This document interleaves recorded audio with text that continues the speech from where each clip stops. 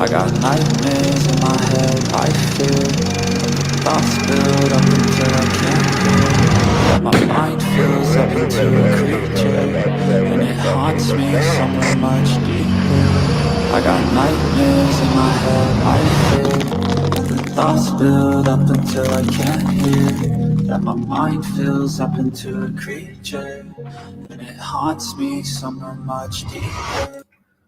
Hi guys, welcome to day 4 of the US Coast Guard hearings. We're going to go right in to listen to the testimony, and I think the first person on is Fred Hagen. He's also a mission specialist. It's going to be interesting to hear whether his testimony is different to Renata Rojas. So let's go to that right now. Hope you guys are all doing well. And I'm sure it looks. let's jump into that without any further ado. Everyone doing well? But which might be of direct significance, that person is urged to bring that information to my attention by emailing titan@uscg.mil. The Coast Guard relies on strong partnerships to execute its missions, and this Marine Board investigation is no exception. The NTSB provided a representative for this hearing. Mr. Marcel Muse, seated to my far right, is the investigator in charge for the NTSB investigation. Mr. Muse, would you like to make a brief statement? Yes, good morning. Again, I'm Marcel Muse, the NTSB's investigator in charge assigned to investigate this accident. The NTSB has joined these proceedings to avoid duplicating facts. The NTSB, in the end, will produce its own report separate from the Coast Guard, determine a probable cause, which is required by law, and where appropriate, issue safety recommendations to prevent future accidents. Thank you. We will now call our first witness of the day, Mr. Fred Hagen, who was a mission specialist on a Titan expedition. Mr. Hagen, please come forward to the witness table, sir.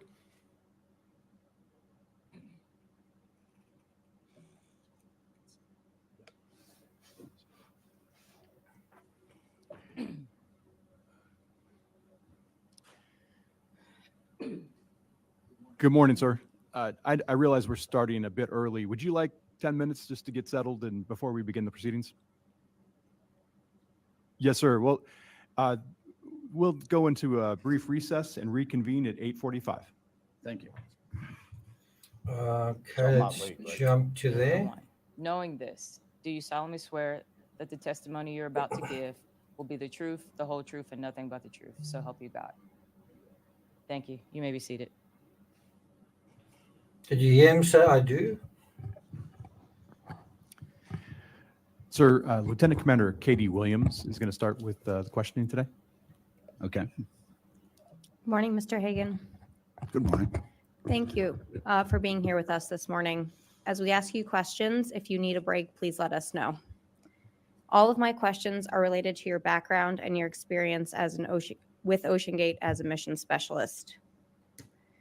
Before we begin, I will ask you to please refrain from using any acronyms. If you should use an acronym, I will stop you and ask for you to explain what the acronym means. Could you explain your background and work history before you became involved with OceanGate? My background is a commercial building contractor and developer, and I specialize in hospitals, build a number of museums. We do multifamily housing, and so I have a background in construction. I did not have a specific background in the deep diving world. I have had a background in searching for missing aircraft and archaeological projects.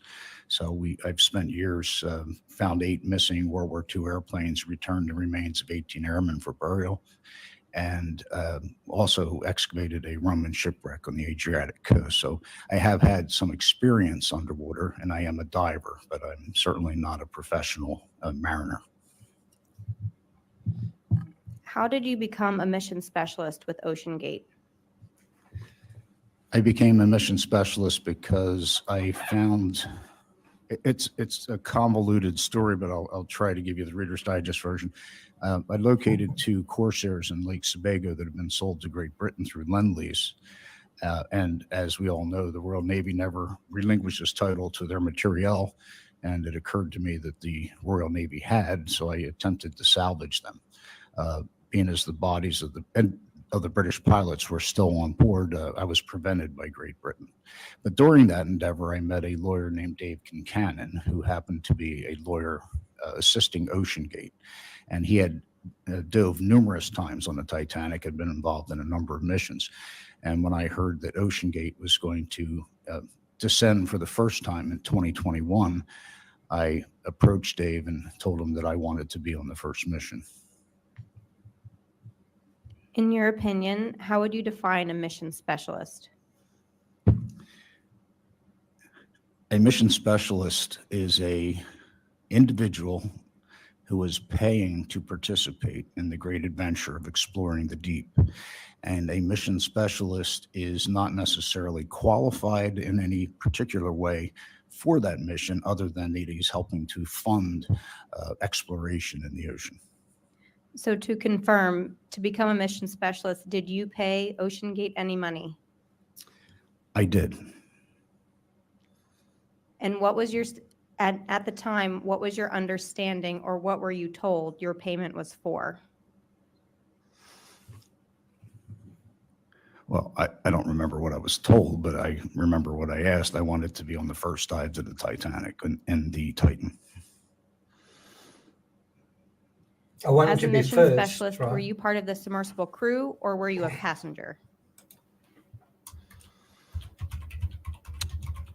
Well, both. I was a passenger and who was given the latitude to participate in the mission, and I did so.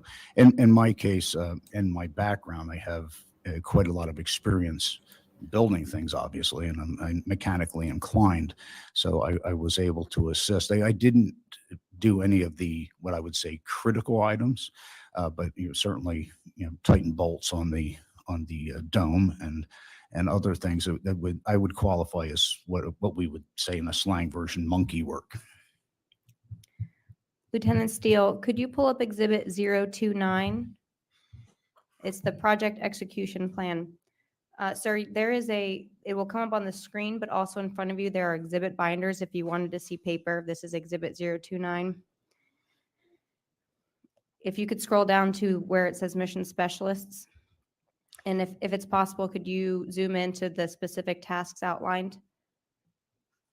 I'm sorry, say that again? Oh, I'm sorry, I was talking to Lieutenant Oh, Steele. okay. Mr. Hagen, were you involved in any of those tasks that are in bulleted form in front of you? Yes. Which ones? Well, they certainly did not want me communicating, so I didn't do that. I wasn't tracking. The menial tasks, cleaning inside, outside the sub, helping with the oil-filled housings, and other tasks as deemed appropriate. Did you receive any training from OceanGate for these tasks? I was always working with someone from OceanGate, so I was working at their express direction. I didn't receive outside training. It was more on-site training and guidance. But like I said, they were very menial tasks. Lieutenant Steele, you can take that exhibit down. And if you could pull up Coast Guard Exhibit 009, the mission specialist job description.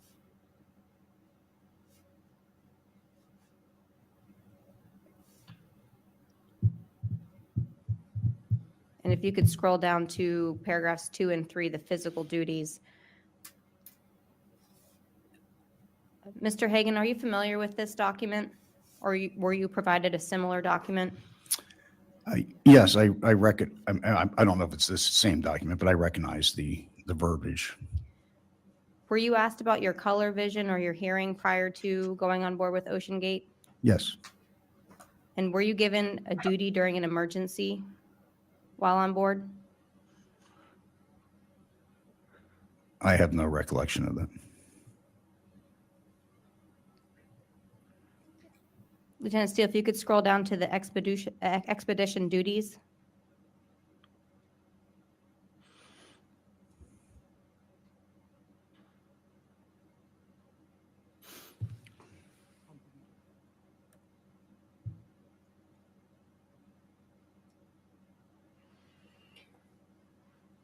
It's interesting that he brings up the word monkey work compared to, think about monkey business. Monkey business is when something is done unprofessionally and sometimes mischievously. Look at his dress code compared to some of the others. Quite formal. It is a formal setting, right? Would you agree? It's not informal. Even though it's not a courtroom, it is a formal hearing. The investigators have been around the block. They're not jurors present. And as such, the investigators really have pretty clued up I with think, technical Commander Williams, knowledge. can we go to a question while the recorder finds that next question? Yes, sir. I can just ask a general question about it. As a mission specialist, were you involved in any of the following assigned duties? Submersible navigation, data logging, media collection, surface communications, or a safety watch? Safety Good to see you, watch Ezra. and data collection. Can you please explain what you did during those times with those duties?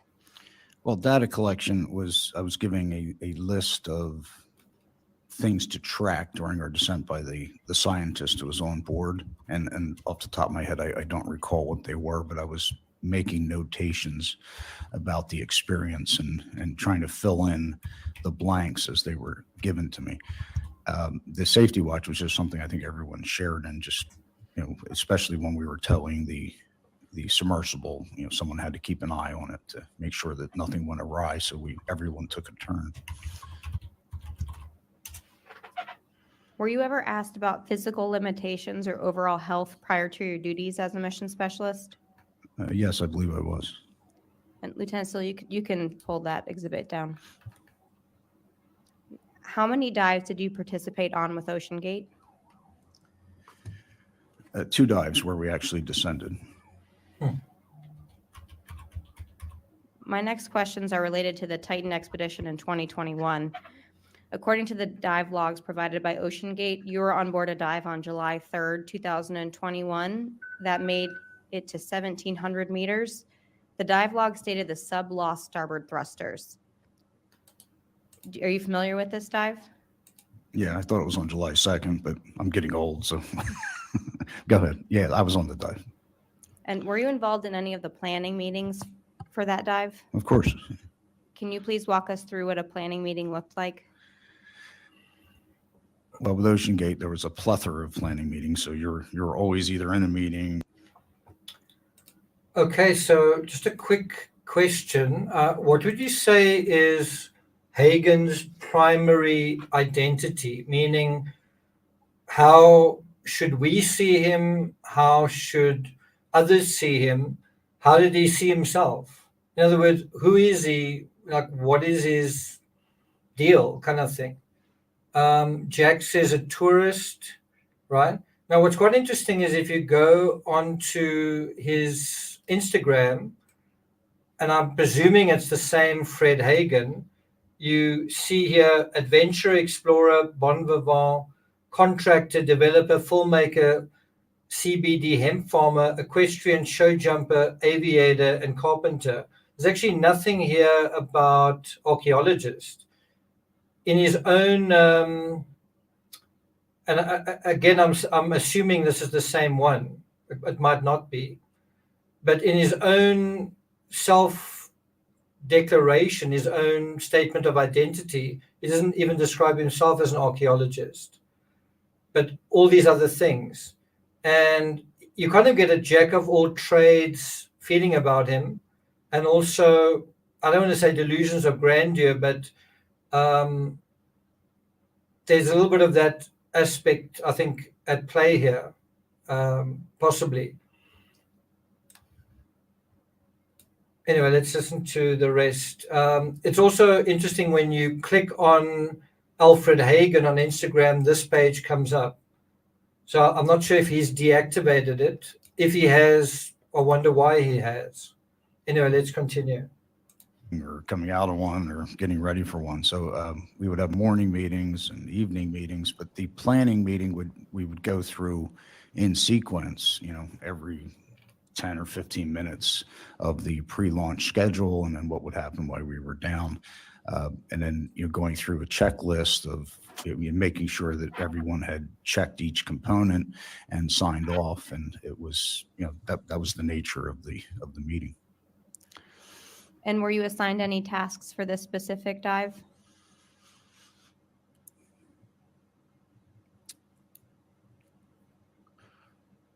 Well, I was just given a sheet of data by the scientist, and I don't think I was given specific tasks, but they basically accepted me as a member of their team, and we were all basically together, enjoying the experience and making sure that it went smoothly. And they weren't supposed to take mission specialist on this dive because there'd been an incident a couple of days before, but I had prevailed upon Stockton. I reminded him that my intent was to be on the first descent, so that's why I was on board. You just mentioned a previous incident. Can you go into detail what you understood happened, or were you present for that incident? I was present. Can you please talk about that incident? Well, we attempted to launch the Titan, and we experienced some issues. And when they were pulling it back up onto the deck, I believe what happened was that it came up, and the crane was pulling it up the ramp, and it got to a point where it was seesawing. There's the flat plane of the deck, and then there's the angled plane of the ramp, which is fairly steep, probably a little too steep. But again, this was all experimental, and we were feeling our way through it. So it was teetering back and forth, and then the crane operator let it go a little bit too abruptly. And it slammed down on the deck with quite a bit of force. Now, the complicating factor was that a decision had been made to only install 4 of the 18 bolts in the 3,500-pound titanium dome. And that decision was made. I was there when the decision was made. I did not articulate any opinions one way or the other. But the thought was that once the the Titan went to depth, that the pressure would be so intense that you didn't need any bolts. You wouldn't be able to pry it off with a jack. So they were trying to minimize the time it took to get the mission specialist out of the Titan after the mission ended. And that decision was made. The problem was no one anticipated that the platform was going to be dropped with such force. And you're also in the North Atlantic, so the ship's going up and down. There's a lot of factors that combine together. The force of the platform hitting the deck of the was that the Horizon Arctic that you're? Yeah. The Horizon Arctic, it just basically sheared off several bolts, and they shot off like bullets. And as you know, the titanium dome fell off. Yes, thank you. Did you witness or did you notice any damage to the forward dome? No, there was no visible damage. It was obviously a very robust structure. It was just the connecting points that severed. Can you explain why you were allowed to dive when there weren't supposed to be any mission specialists on board? Well, when I say no one was supposed to, the original mandate was that, okay, we've had an incident, we're going to go down and not take any mission specialists. It wasn't like some legal reality because this was all operating in an experimental environment. I reminded Stockton that it was my intent to be on the first dive and that I was comfortable getting in and was willing to accept that risk. Going back to the dive on July 3rd or around July 3rd, 2021, can Can you tell me about this dive and why the dive was aborted? Yes, I can. And you want me to do so, obviously. Yes, we went down, it was PH, Nargeolet, Stockton, Scott Griffith, and myself. So we were launched and we, basically blew the air tanks and went down 30 meters, floated the Titan, and we began a descent. Now you have to remember, this is literally the first descent to depth, other than practice, descents in other locales. So we realized very early on that we had weighted the Titan slightly off balance. And the original intent was to go down nose forward and kind of go down on a long gradual angle. And we had unfortunately weighted it ass heavy. So it began spiraling. So instead of going down on a gradient, we were going through it wasn't a violent spiral, it was a very slow spiral through the ocean. And we descended through the shades of light until we entered a world of utter darkness, a complete absence of light, as you're aware. And during that descent, we would see various phosphorescent creatures in the inky blackness, and all systems were off except basically a couple LED lights and the little laptop that they were using to send text messages to the surface. So we basically free fell. I believe it was for 2.5 hours. I don't recall the exact timeline, but it was a few hours. And because we were spiraling slowly through the void, we were off course and we were caught in the currents and we were in this kind of unusual attitude. So when we were approaching the bottom of the seabed, we received a text message. And again, communications were very erratic. We would lose comms, which was not unusual. Because of the different, climactic zones in the ocean, it was hard to get signals, but it would come in and out. But we received a text message that we were off course. So at that juncture, we were all discussing all these things together jointly.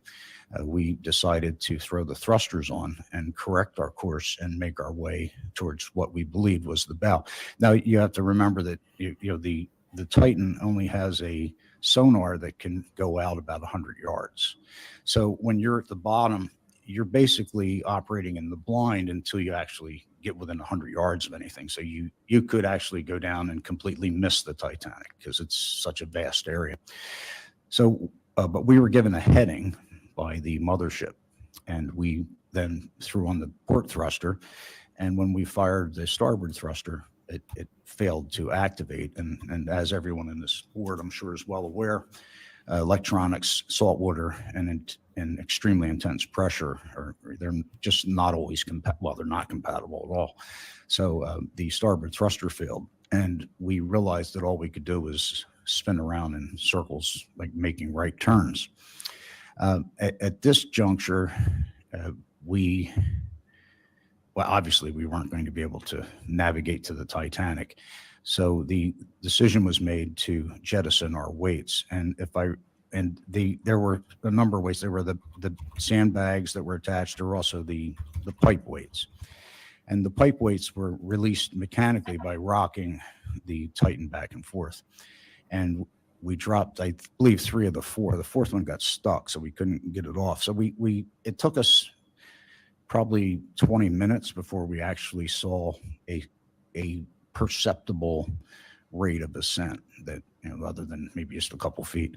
And then we began ascending, and again, these are just very approximate timelines because I don't exactly remember, but I think it was 3.5 hours to come up to the surface, but it was quite a while. But we came up. No, we weren't making much time. So we left the port thruster on, and then we began making long spiraling turns, or just long turns to the right during the ascent. So I think we did speed up. So, and I don't remember how long it was. It seemed like a long time, but we got up and got back on the platform, and they filled the tanks. We came up, and then we had to tow it back to St. John for repairs. And the decision was made by. So just compare this witness to the previous witness, Dr. Steve Ross, who was extremely kind of reticent. He really didn't have much to say. You kept having to ask him questions and then he'd answer with 1 or 2 words or whatever. Whereas this witness is just, it's all like pouring out of him. He's really got a lot to say. I did find this article from ABC7 where he describes P.H. Nargeolet as this is what he called him, the greatest living deep diver in history. Now, I don't know whether he's talking about a submersible diver or, I mean, I would imagine Jacques Cousteau is a pretty famous diver, but maybe it's fair to call him that. I would really say that Nargeolet is a very legendary Titanic figure. I'm not sure if I would just put him in the deep diving category, but anyway, that is the kind of hyperbole that Hagen is capable of. He also says here, just charming, warm, wonderful person. And this is all while they were waiting to see if there were any survivors. He gave this interview during that crucial sort of period. I think Timmy wants my attention, so I'm going to put it back into the hearing. Okay, Timmy. I'll put a link in the chat so you guys can read this if you want to. By Stockton, not to put it back on the ship because of the damage that had been sustained on the previous time to take it on deck. So the decision was made to tow it at about 5 to 8 knots. Since you paid to go to the Titanic, did you get reimbursed since you didn't make it to the Titanic? No, I did not. I don't believe there was any provision to be reimbursed, but Stockton made it clear that if you did not get to the Titanic, you would get another opportunity. And eventually, and I can't say I was overjoyed that I went that year and didn't get to the Titanic, but as it turned out, I went back the next year, so I had 2 expeditions basically for the price of 1. And you have to remember that this was all in the service of an experimental vessel. Titan or Stockton was not necessarily fascinated by the Titanic. What he was trying to do was create a paradigm where he could take people and resources into the abyss, and the Titanic served as this iconic destination that people would pay to go to. I do find it interesting what he said there, that Stockton wasn't necessarily fascinated with the Titanic himself. I agree with that. I think Stockton was trying to find a gap he's trying to find an angle, and the Titanic, he realized, was his angle. Not the angle that interested him, but an angle that he could see interested others. And help him perfect his technology. I mean, that's really what this was about. Did I answer your question? You did, thank you. Moving to the Titanic expedition in 2022, according to the dive logs provided by OceanGate, you completed a successful Titanic wreck site dive on the Titan on July 15th, 2022, which we labeled as Dive 80. Is that correct? That is correct.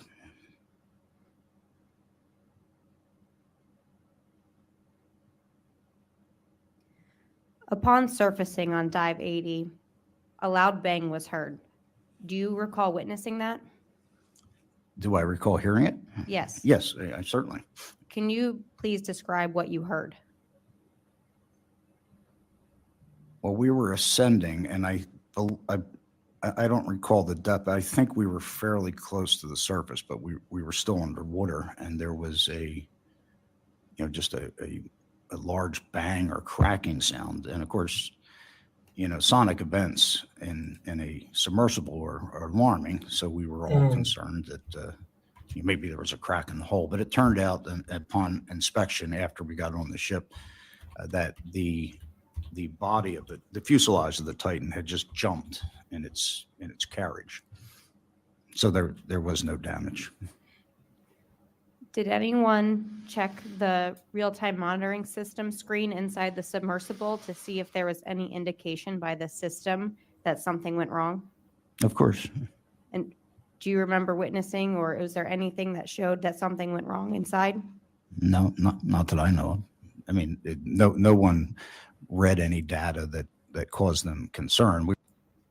So what I find really interesting here is we've seen, or I've seen, I'm sure you've seen, pictures of the Titan where the end cones are intact, and the central cylinder is absolutely obliterated. It's so destroyed that it's unrecognizable. You can't even see a section where you'd say, okay, that's part of the central cylinder, just completely gone, right? There's all sorts of debris on the ocean floor that kind of looks like splinters, right? And yeah, you've got a witness testifying that he heard a bang, and he even says just kind of like a cracking sound. And then he says they determined that had nothing to do with the hole. It was something else that shifted. I don't know about you, but I couldn't help listening to that and thinking, I think you guys made a mistake. I don't think that was what that bang was. I think that bang was some of these fibers snapping, right? And I find it particularly weird how, in retrospect, knowing the finish line of this case, knowing what ultimately happened, that you can go back into your backstory and go, no. What we knew happened was that something else happened. Don't you find that like incredible? Just that the survival of a alternative narrative in spite of the known facts, in spite of photographic evidence, in spite of what we know now. Don't you find it kind of strangely interesting and a little bit disturbing? We were all concerned by the sonic event, but we didn't detect anything on the monitor. During the debrief, was this loud bang discussed by any Ocean Gate employees? It must have been, but I really don't recall. We went out and looked to see what had happened, and I think we determined what had happened. I'm sure it was, but I don't remember discussing it. Prior to what you were told for the reason for the loud bang, were there any discussions about the possibilities for the loud bang? Well, yeah, obviously the concern was that maybe the hull had cracked. Do you know what investigation was done into the cause of the bang? What specifically was looked at? Well, we physically determined that the fuselage had jumped in the carriage, so that was the logical inference, and there was no sign. I believe at some point. Do you think that was the logical inference given what we know now? Do you agree with him that that is the logical inference, that bang was something realigning? I was not present for the inspection, but I believe the fairings were removed and the hull was inspected. But we had already we had determined to reasonable degree of satisfaction that the hull had jumped in the carriage. And did anyone ever present to you the real-time monitoring system data that was taken off afterwards? No, and in fairness to Ocean Gate, I wouldn't have had any clue what I was looking at anyway. So you can tell that the investigator's kind of circumspect of his explanation. And she's also basically saying, I know you guys thought that was the reasonable assumption, but what was the actual evidence here?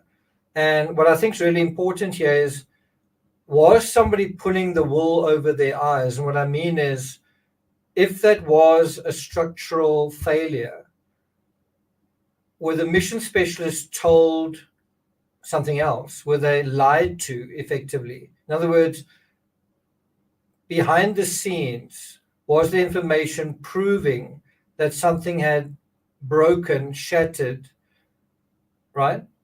And the mission specialists were told something else that that reassured them into believing that there were no issues with regard to the hull. You see where I'm going with this? At the time, did you have concerns about the noise? Well, yeah, you're in a submersible and there's a loud bang. You would have to be brain dead not to be somewhat concerned. When they told you what the reason was, were your concerns, were you no longer concerned? I was satisfied by the explanation. Do you know if anybody else on board voiced concerns about the noise you heard? On board the Titan? The Titan or the Horizon Arctic or any Ocean Gate employees? Oh, I remember it was widely discussed, and so there was a level of concern. I wasn't all that concerned myself. I'd finished my dive, so it wasn't, I wasn't really that focused on it. So I also find that really interesting. He says, I wasn't really concerned because I had done my dive. I didn't really need to know what was going on. I've gotten my I've gotten my piece of cake, kind of thing. And you kind of have a similar impression with Renata Rojas as well. Do we really need to investigate this? I mean, I've had my glory. We all explorers, that's really what matters here. No, we don't want other people to die in the situation as well. We do want to find out what happened here so that, history doesn't repeat itself. So it's not like it's a subjective thing for a lot of these people where it's like, I had such a great experience. I was with these incredible people. I'm a hero because I had this incredible experience. And let's not interfere with that narrative. But objectively, what we want to talk about is, well, what really happened here? How can we prevent it from happening again? And what is actually the truth of this story and this vessel? What is the actual truth here? Not what's your truth, what's the actual truth? I apologize. I probably wasn't paying that much attention. Would you have felt safe going down to depth again after that loud bang? Well, that's an interesting question. Anyone that felt safe going to depths in the Titan was deluded or delusional. I mean, it was an experimental vessel. It was clear that it was dangerous. And anyone that wanted to go was either delusional if they thought it wasn't dangerous, or they were just embracing the sense of risk. I mean, it's kind of like jumping out of an airplane. I mean, you don't do it because it's safe. You do it because it's an adrenaline rush. And yeah, I would have gone back down again. I mean, that we weren't going down in search of safety. We were going down in search of adventure and exploration. What was your overall impression of the safety culture at Ocean Gate?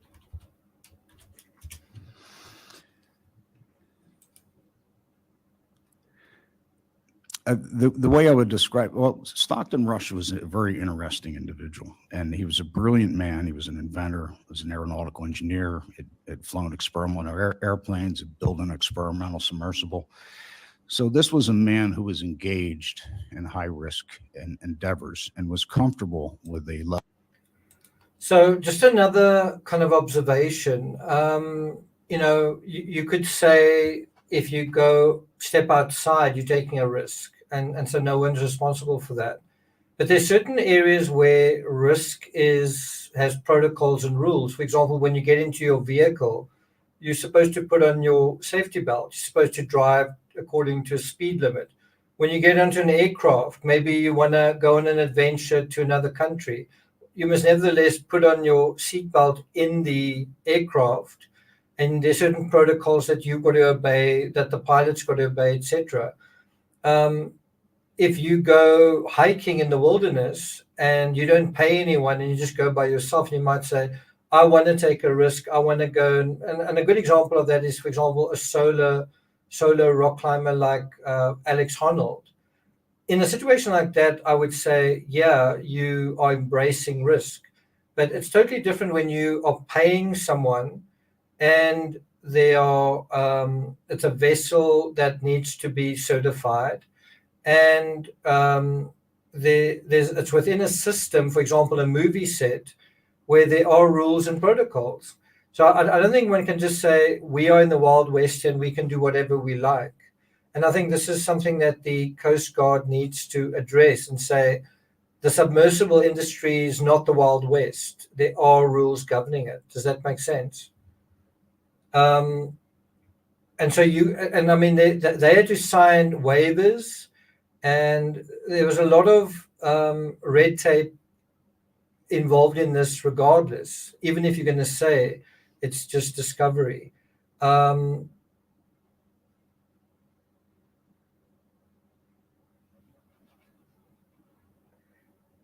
I don't think there's much difference between Stockton trying to taxi people to the Titanic and someone flying someone to a desert island in their own aircraft. They've still got to abide by aviation, in this case, maritime standards and protocols. The same as if you're going to make a movie, you're going to have to abide by the rules of a movie set. The same as if you drive in a car, you've got to abide by the rules of the road. If you want to make YouTube videos, you've got to abide by the content guidelines and codes of conduct. Level of risk that most people would not tolerate. At the same time, Stockton made a very conscious and astute effort to maintain a perceptible culture of safety around a high-risk environment. And by that, I mean that, there was a very detailed set of steps taken to abort a dive, for instance. We had, what we call anomalies, which were seemingly minor events that had no real significant bearing, but if just some little issue that popped up, if there were a certain number of anomalies, it constituted a strike, or if there was a major, something that you would consider more major impact, that could constitute a strike on its own. If you got the 3 strikes, they aborted the dive. Anyone on the ship, including the cook, had the ability to say that, we're aborting the dive for whatever reason they thought. So I'm not sure how to better illuminate that reality for you, but other than to say that it was a high-risk endeavor in which a dedicated attempt was made to adhere to a culture of safety. You used the term perception of safety. So it was your opinion that it wasn't a safe, this was not, it was not safe diving in the Titan, and it was never supposed to be safe. And if it was safe, then, you might as well just get in a trolley car and ride around town, but, it wasn't supposed to be safe. Wasn't it? Thank you. That concludes my questions. It's quite an admission. Sir, Lieutenant Commander Emmons now has questions for you. Good morning, Mr. Hagen. Good morning. How did the payments work for your dives as a mission specialist? Like, did you write a check? Did you wire? Who did you write the check out to? How did that work? Well, I certainly didn't write a check. I believe, I don't remember who we sent the money to, but I received an email giving me directions on where to wire the funds. I forwarded the email to one of my secretaries, and she wired the funds. I don't remember. I don't even remember exactly how much it was, but it was wired to, and I don't remember who we wired it to. I assume it was the Ocean Gate, but I honestly don't know. I wasn't, I mean, that was just an incidental thing to me. I wasn't paying that much attention. Were you aware of a refund policy at Ocean Gate? You briefly mentioned it, but from what you were told the refund policy was? I'm not aware of a refund policy. Were you ever required to get a physical or a medical exam before your dives with Ocean Gate? I was asked to get a physical. And did you conduct the physical? Yes. And did you have to show them proof of that physical?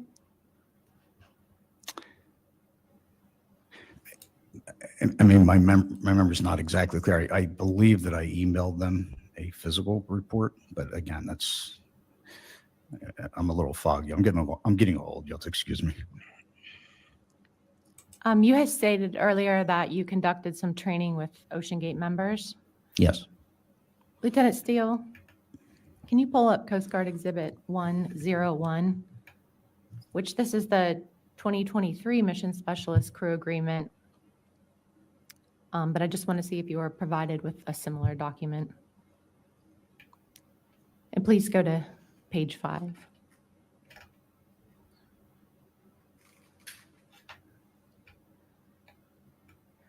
Were you ever provided a similar document? We can scroll to the top so you can read the title if it looks familiar, but it's basically a crew agreement that they sent to the mission specialists. I'm sure it looks familiar, but I probably just gave it a cursory review. And you're on page 5.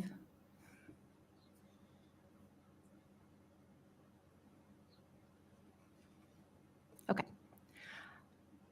Under there on this second paragraph, I believe. There we go. Thank you. It states, I understand that as a member of the expedition crew, I will need to complete substantial training prior to the start of the expedition, up to 14 hours depending on prior maritime experience. Did you receive or conduct similar amount of time training? Mr. Neubauer, is this a document that we've established Mr. Hagen would have seen? I believe this is 2023 Expedition Mission Agreement. Yes, ma'am, it is. I asked if he saw a similar agreement. Okay, but Right, and he but- said he doesn't recall. And he Okay. hasn't read it. So maybe we can ask if he recalls this. Yes, and I think to frame it, sort of this is a later document for 2023. If you want to take a moment to review it and then say if it looks familiar. I just read it. Okay. Yeah, I recall that we were to receive training. Now, in terms of, you mean training, well, it says prior to the start of the expedition. So we received training on site, obviously, but prior to the start of the expedition, we held a series of kind of like webinars or Zoom calls. And in 2020, and I don't recall how long they were, maybe 90 minutes each. And I believe they were actually recorded. So there was a series of those type of things. They sent us a bunch of documentation that we did, I did read through. I didn't dwell on it extensively. It wasn't, it wasn't like that all that illuminating. It was just a bunch of boilerplate and common sense type of directives. But I did skim through it. So there was a level of training. I have no idea whether it constituted 14 hours. Thank you. So, sir, just to clarify too, are you saying that training agreement you just read is similar to the one you had seen previously, but you can't match it exactly? So, It looks familiar. Yeah. thank you, sir. Did you attend any testing of the Titan in the Bahamas? I did not. You stated also earlier that you were aware the Titan was an experimental submersible, but were you aware that the Titan wasn't classed or tested or registered? Was that ever brought up to you? I was well aware of that. And there were no protocols in place, as I understand it, to test a cylindrical carbon fiber fuselage for deep ocean diving. So I don't believe there was any facility to actually test it at that level. So Stockton, and again, this is my understanding, Stockton would have had to create the whole testing protocol in order to test his own ship. Did he ever go over the testing protocol that he conducted with you? Only conversationally. And I don't recall the exact conversation, but I mean, I'm certainly was aware of their previous dives and. This doesn't necessarily mean anything, but do you notice how he rolls his thumbs this way and then rolls it the other way? Just quite a interesting, I'm someone who just does pay attention to body language. It just is quite interesting to see. And, I discussed it with PH and Stockton at length. And No one tried to deceive me that this was a safe or easy operation, but I was comfortable lying down with them. I'm going to kind of move to the Titanic Expedition 2021. Again, I know we briefly talked about that with Lieutenant Commander Williams. As discussed, you were on that test dive to the Titanic wreck site for dive 62 on July 3rd, 2021. The dive that only descended to 1,700 meters. When did you pay to be a part of that dive? What year? I believe it was within 6 months of the launch date. So it was, I approached, it was in the first quarter of 2021 because I approached Dave around Christmas, New Year's, and told him I wanted to go, and he connected me with Ocean Gate. So it would have been in the first quarter of 2021. And what was the purpose again of that dive? It's listed as a systems test. What were they testing, to your awareness? They were testing to make sure the Titan could go to depth. Lieutenant Steele, can you pull up Coast Guard Exhibit 052, which is the dive log and maintenance log, and go to page 2? This is kind of hard to read, but we'll try to zoom in to dive 62. And on the right, as Lieutenant Commander Williams stated, it states that there was a loss of the starboard thrusters. Can you scroll down to page 14? This is page 14. This is part of the maintenance log section. Wow. Forward dome And if you fell look off during recovery Under to dive ship. 62 on July 3rd, 2021, there are several issues listed. Some are dive critical. And that Forward was dome the dive fell you were off. on, correct? Dive 62 on the 3rd of July. Yes. I'm just going to read them for the record. It states incident, external hull HPA valve set in the wrong position for the dive. Starboard control pod failed at 1,700 meters after pop sound heard, 0 vacuum, 0 temp, green water alarm. 2 drop weights jammed in the starboard channel. Number 1 and number 3 acoustic sensors have extreme and unusual events, thousands of hits with 5,000 to 6,000 levels only. All other sensors appear normal. Dome hinge retention plate bent, DVL intermittent, external lights flickering and drawing 14 amps, pan and tilt not functional, port battery will not turn on, rear axis camera mount broken, and sub comes off the platform in a rough launch. Were you aware of all these incidents during your dive or after your dive? Well, I had forgotten that they had an acoustic event down below, but yeah, that does ring a bell now that I'm looking at it. So I'll ask you to go into that acoustic event, but I'm going to ask Lieutenant Steele to keep this up on the screen and have you go through these from your point of view as a passenger when you're inside the submersible. Can you kind of take us through these incidents and what they look like to you from inside the submersible?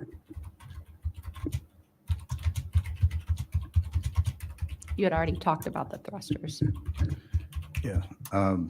Well, and I talked about the weights being jammed. We couldn't get them off. The acoustic sensors, yeah. And now that I'm looking at it, I do recall. I mean, they were all discussing everything that was happening in a group setting.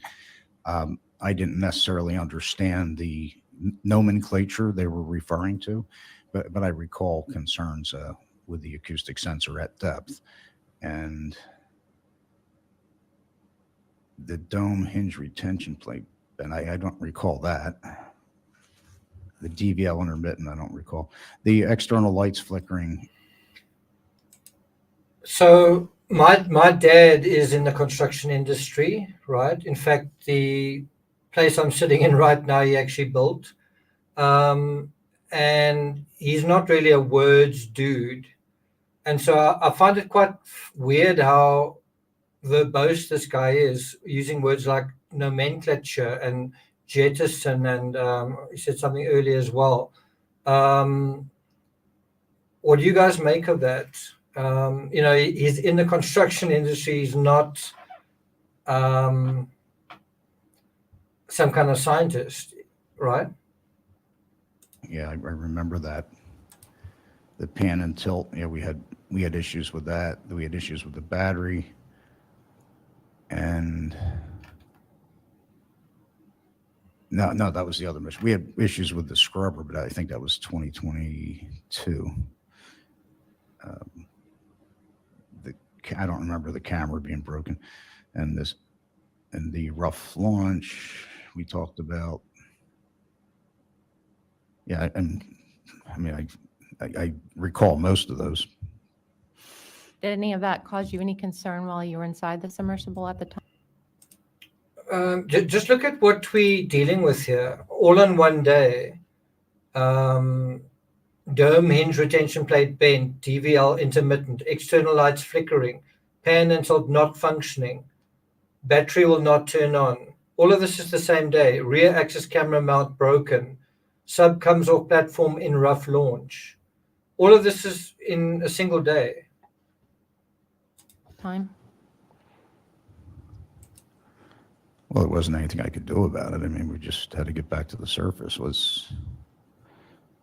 And I wasn't unduly, there was a level of concern. I just figured we'd sort it out and return to the surface.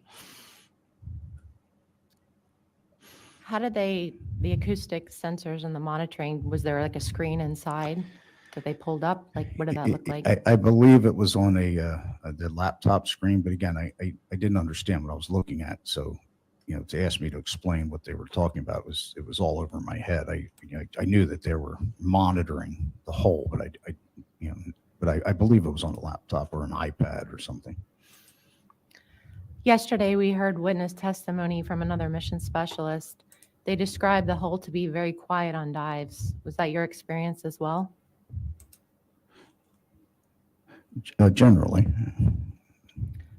The pop sound that's listed there on the second item, did you hear that sound? Yeah, we had a couple, pop. The one up top was the loud and alarming one. But yeah, there were a couple noises. And this, just to differentiate, that was on dive 80, but this was on dive 62. Was there another? It says that 1,700 meters after pop sound. I don't recall any loud sounds on 62. No, it was the only loud one was on the 2022 mission. Okay, thank you. You can take that down, Lieutenant Steele. Thank you.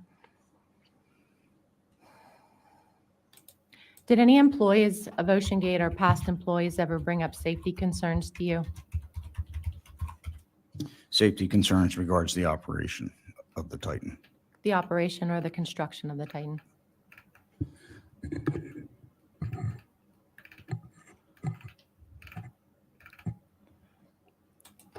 Well, I never personally met David Lockridge, who was the main critic, but I was aware of him, and I was aware of some of his concerns. I don't recall specifically talking to OceanGate employees that had concerns that were expressed to me in any really coherent fashion. I mean, there were always general discussions, about the safety of the ship and making it a safer environment. But if I think what you're asking is, did somebody tell me that it wasn't structurally intact and I shouldn't get in it, and that never happened. How were you made aware of the concerns from Mr. Lockridge? I believe David Kincannon filled me in on that reality. He knew David, and he knew of the past issues. Can you kind of go through that conversation with Mr. Kincannon about that?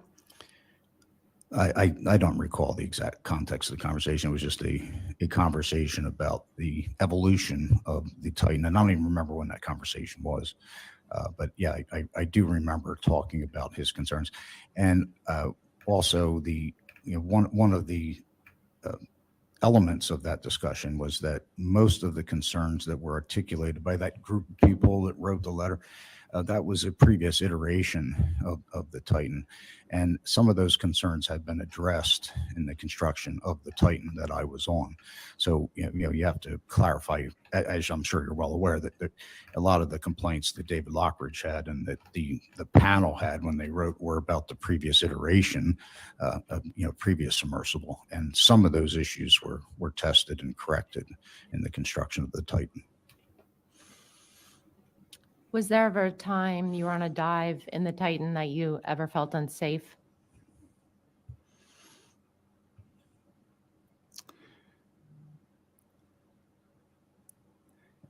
I mean, it goes back to the original mandate. I mean, it wasn't supposed to be safe. It was supposed to be a thrilling adventure.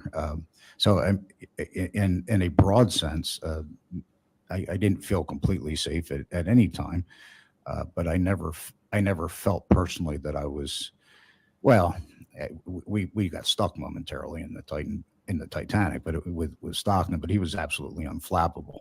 And I was sitting at his right shoulder and I'd asked him to go around where the brake was. And we had, for a few moments, we had gotten stuck and I said, and he was very quiet and he was working the controls and did I say Stockton? I meant PH. And I leaned over and I said, PH, it seems that we're stuck. And he says, yes, Fred, we are. And then he got it out and we went on and I tried to reach the stern element. So yeah, and that moment, I don't think, in fact, everyone else on the sub at that point wanted to go back to the surface, but I prevailed upon PH to making a shot for the stern, which we attempted to do until Wendy got concerned about what we were up to and told us to come up immediately. So I answered your question. And can we just, for clarification, which dive was that on? That was the 2022 dive. Dive 80? I'm sorry? Dive 80 in Yes, 2022? yes. So do you see what we're dealing with here? He gets so caught up in his experience. He laughs, he's giving away anecdotes, he's enjoying himself. And it's obviously a very positive experience for him. It's subjectively an enjoyable thing. I think what he's not realizing is he's not there to share. This isn't really about his subjective experience in and of itself. What they're trying to do is, via his subjective experience, determine the objective reality. And he's totally ingratiated, he's totally luxuriating in his subjective experience. He doesn't seem to be aware that there's an objective reality around it, or if he is, he thinks the objective reality is his subjective reality, which is there's no point to safety when you're doing what we're doing. It's one big fun ride kind of thing. Even in this setting, it doesn't seem to be aware of that. Let me ask you guys a question.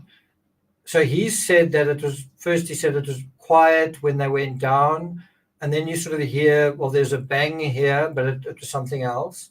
What do you think if you can imagine getting into the cylinder of the Titan? Remember, it's a carbon fiber hull, and you go down to these crushing depths. Do you think, I'm talking about every single descent, do you think that it's silent? Or do you think that there's something else going on? Let me ask that again. On every single descent in this craft, do you think it's a silent descent? Do you think, well, occasionally you have a loud bang? Or do you think that there's consistent noises taking place? In other words, cyclical fatigue, basically a constant micro shattering of these of this material, this brittle material.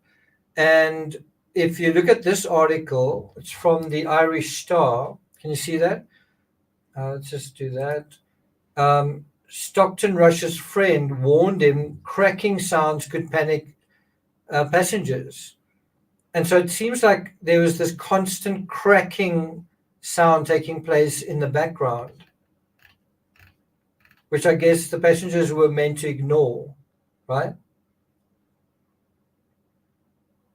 and that is from Carl Stanley, another diver, saying, wow, I don't think this is normal.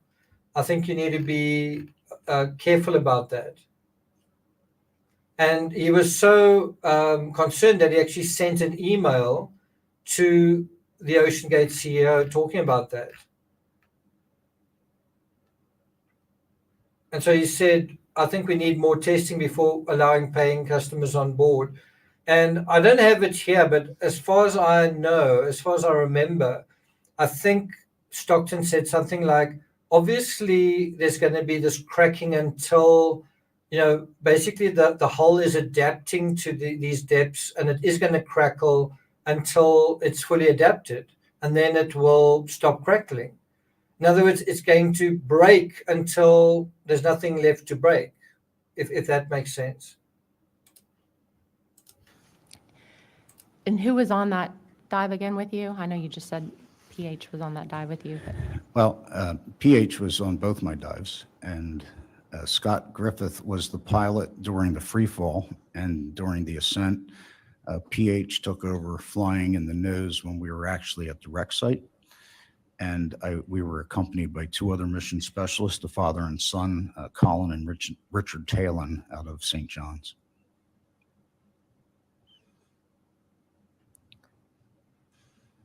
Can you kind of tell us about your relationship with Mr. Rush? What was that like?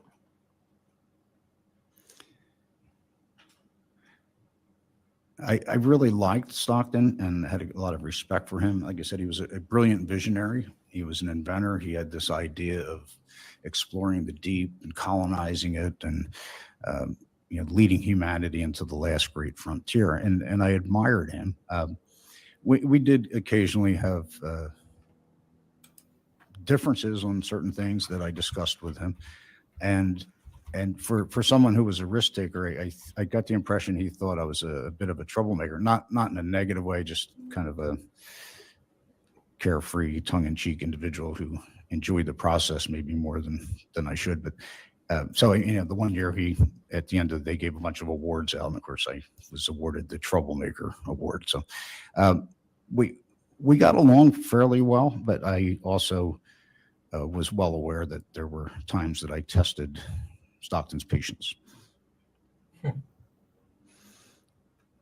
Were those moments that you tested his patience, were those while you were in a submersible, or can you kind of go into that? No, it was just breaking rules, the standard rules on the ship. That you were breaking rules? Yeah, we'll just, yes. And when you say the ship, are you talking the support vessel or the Titan? The support vessel. Mr. Neubauer, that's all the questions I have. Thank you. Sir, we've been going over an hour. Would you like to take a quick break at this time?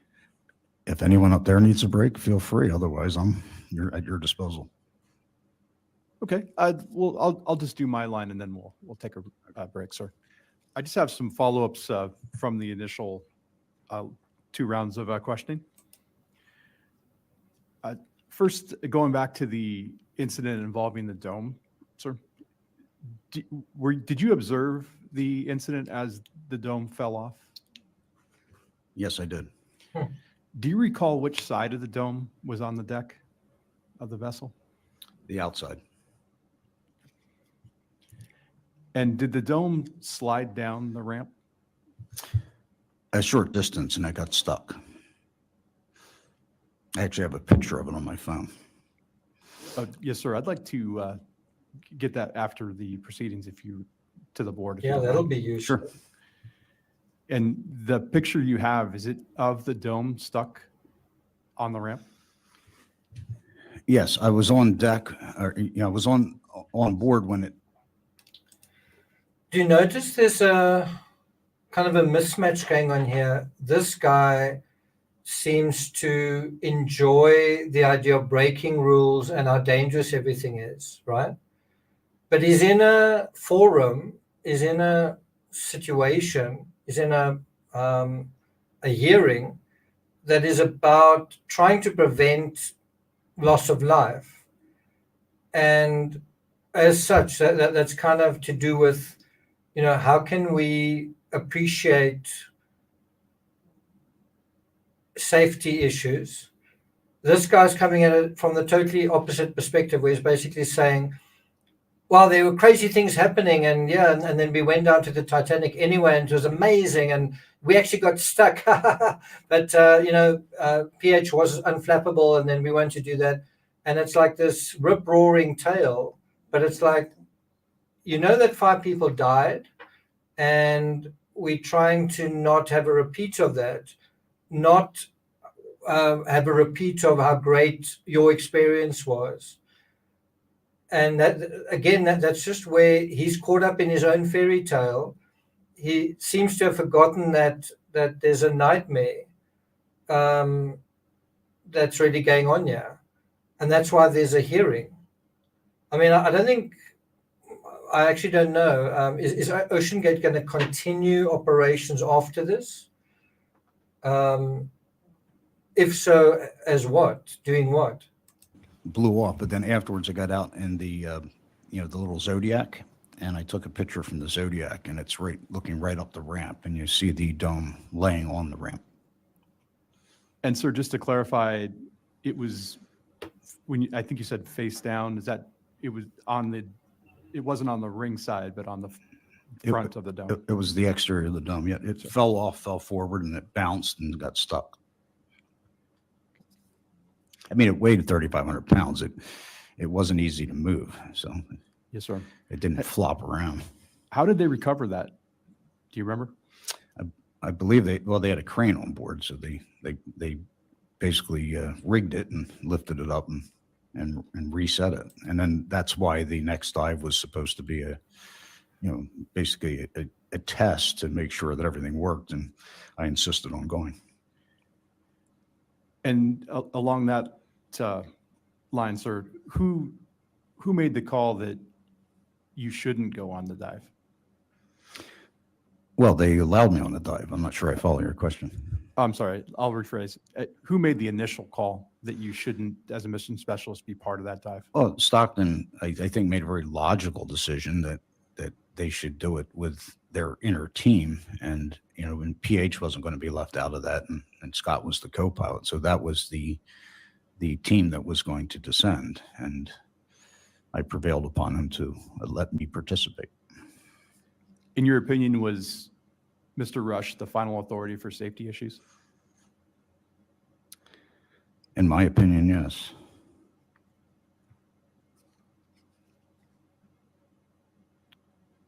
Did you ever have a discussion about the U.S. Coast Guard with Mr. Rush? The U.S. Coast Guard. Did the U.S. Coast Guard ever come up in any discussions with Mr. Rush? Probably, but I don't recall. I mean, the Canadian Coast Guard stormed aboard the ship in 2021, armed with AR-14s, body armor, and sidearms, and I still don't understand what they were after. Maybe to check and see if we were wearing our mask or something, but I have no idea what they were doing or why they were heavily armed with body armor. But four of them came ashore when we returned from the mission where we lost our thruster. I mean, came on board, but that was the Canadians. I'm sure he talked about the U.S. Coast Guard, and I'm sure it'd be very entertaining if I remember what he said, but I don't remember. And sort of clarify the record are you familiar with the Canadian maritime structure? Are you sure that was the Canadian Coast Guard? No, I'm not familiar with their structure, but I would assume that if they had body armor and AR-15s, they were a fairly significant element. So just for the record, the Canadian Coast Guard is a civilian force that is just search and rescue, and so that it's probably another Canadian authority. It very well may be. Whoever came on, and I thought it was the Coast Guard. They were heavily armed, which was startling. I don't think that has any bearing on this hearing.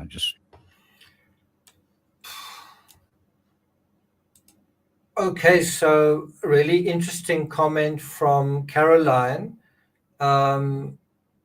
I don't really know this guy well enough to know one way or the other, but it certainly is an interesting concept. Main character syndrome, it's really a social media term, fairly recent. It's the idea that in every situation, you are the main character in the story of life and everyone else is secondary, right? There was actually someone in chat here who was just also leaving 4 or 5 chat messages in a row, just seeming to have a conversation with him or herself, some of it getting quite disgusting towards the end.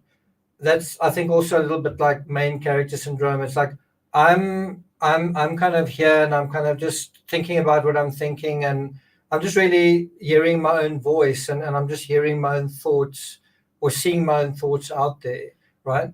And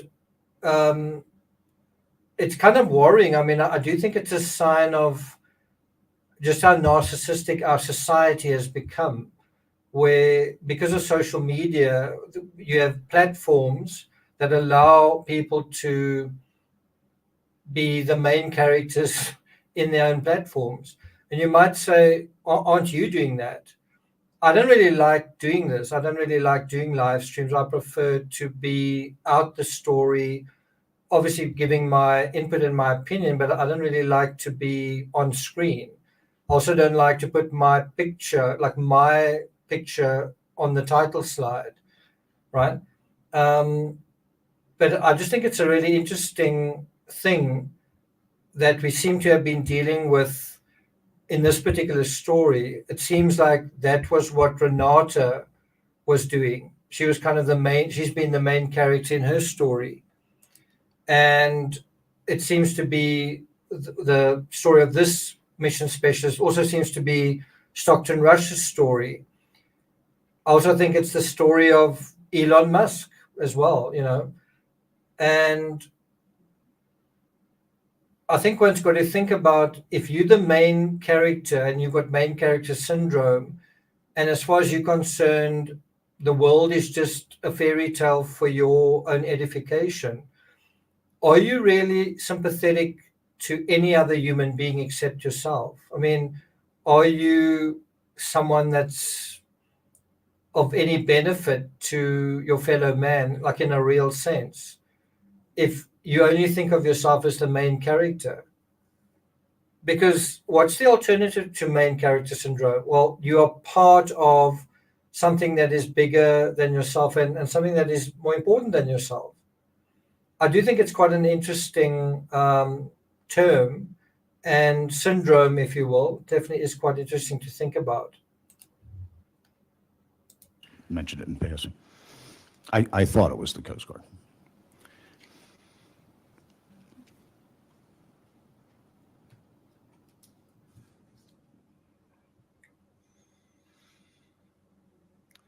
Sir, going back to dive 80, you mentioned that the Titan was entangled for a short period of time. Is that correct? That is correct. Do you remember what the Titan was entangled with? Yes,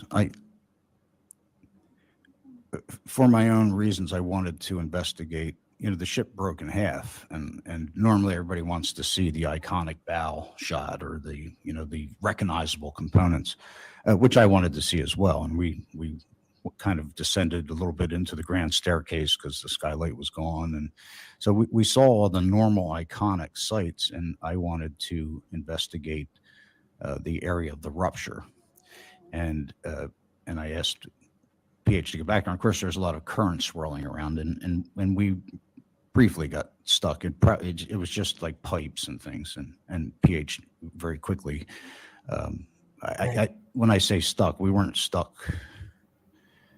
I doubt if it was more than a minute or two. And we were definitely stuck. Yeah.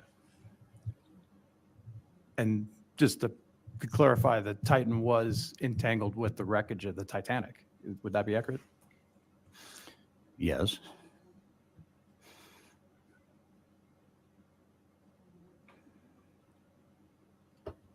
Do you remember what part of the Titan was entangled? I think we just snagged one of the skids on some pipe or something. I don't think it was that big of a deal, but yeah, we were. I mean, obviously, when you're down there, it feels like a big deal. PH certainly wasn't overly concerned, and he very quickly piloted the Titan away from and released it. Thank you, sir. Those are the extent of my questions. Before we transition to the National Transportation Safety Board, I'd like to take a recess. Sure. And we'll reconvene at 9:50. Okay, let's skip on ahead.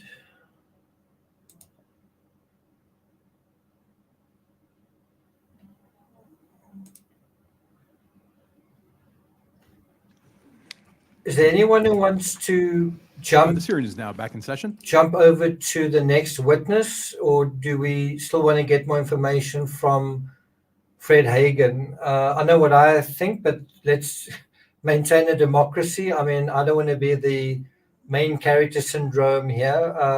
Who wants to jump ahead to Dave Dyer? Who wants to continue listening?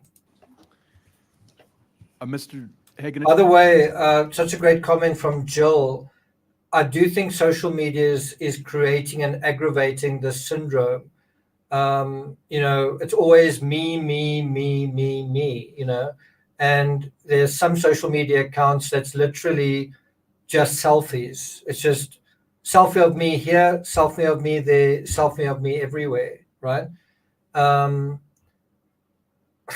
It's kind of crazy. I just had one follow-up question before we go to the end. Let's have a look. High Desert says jump ahead, skip ahead.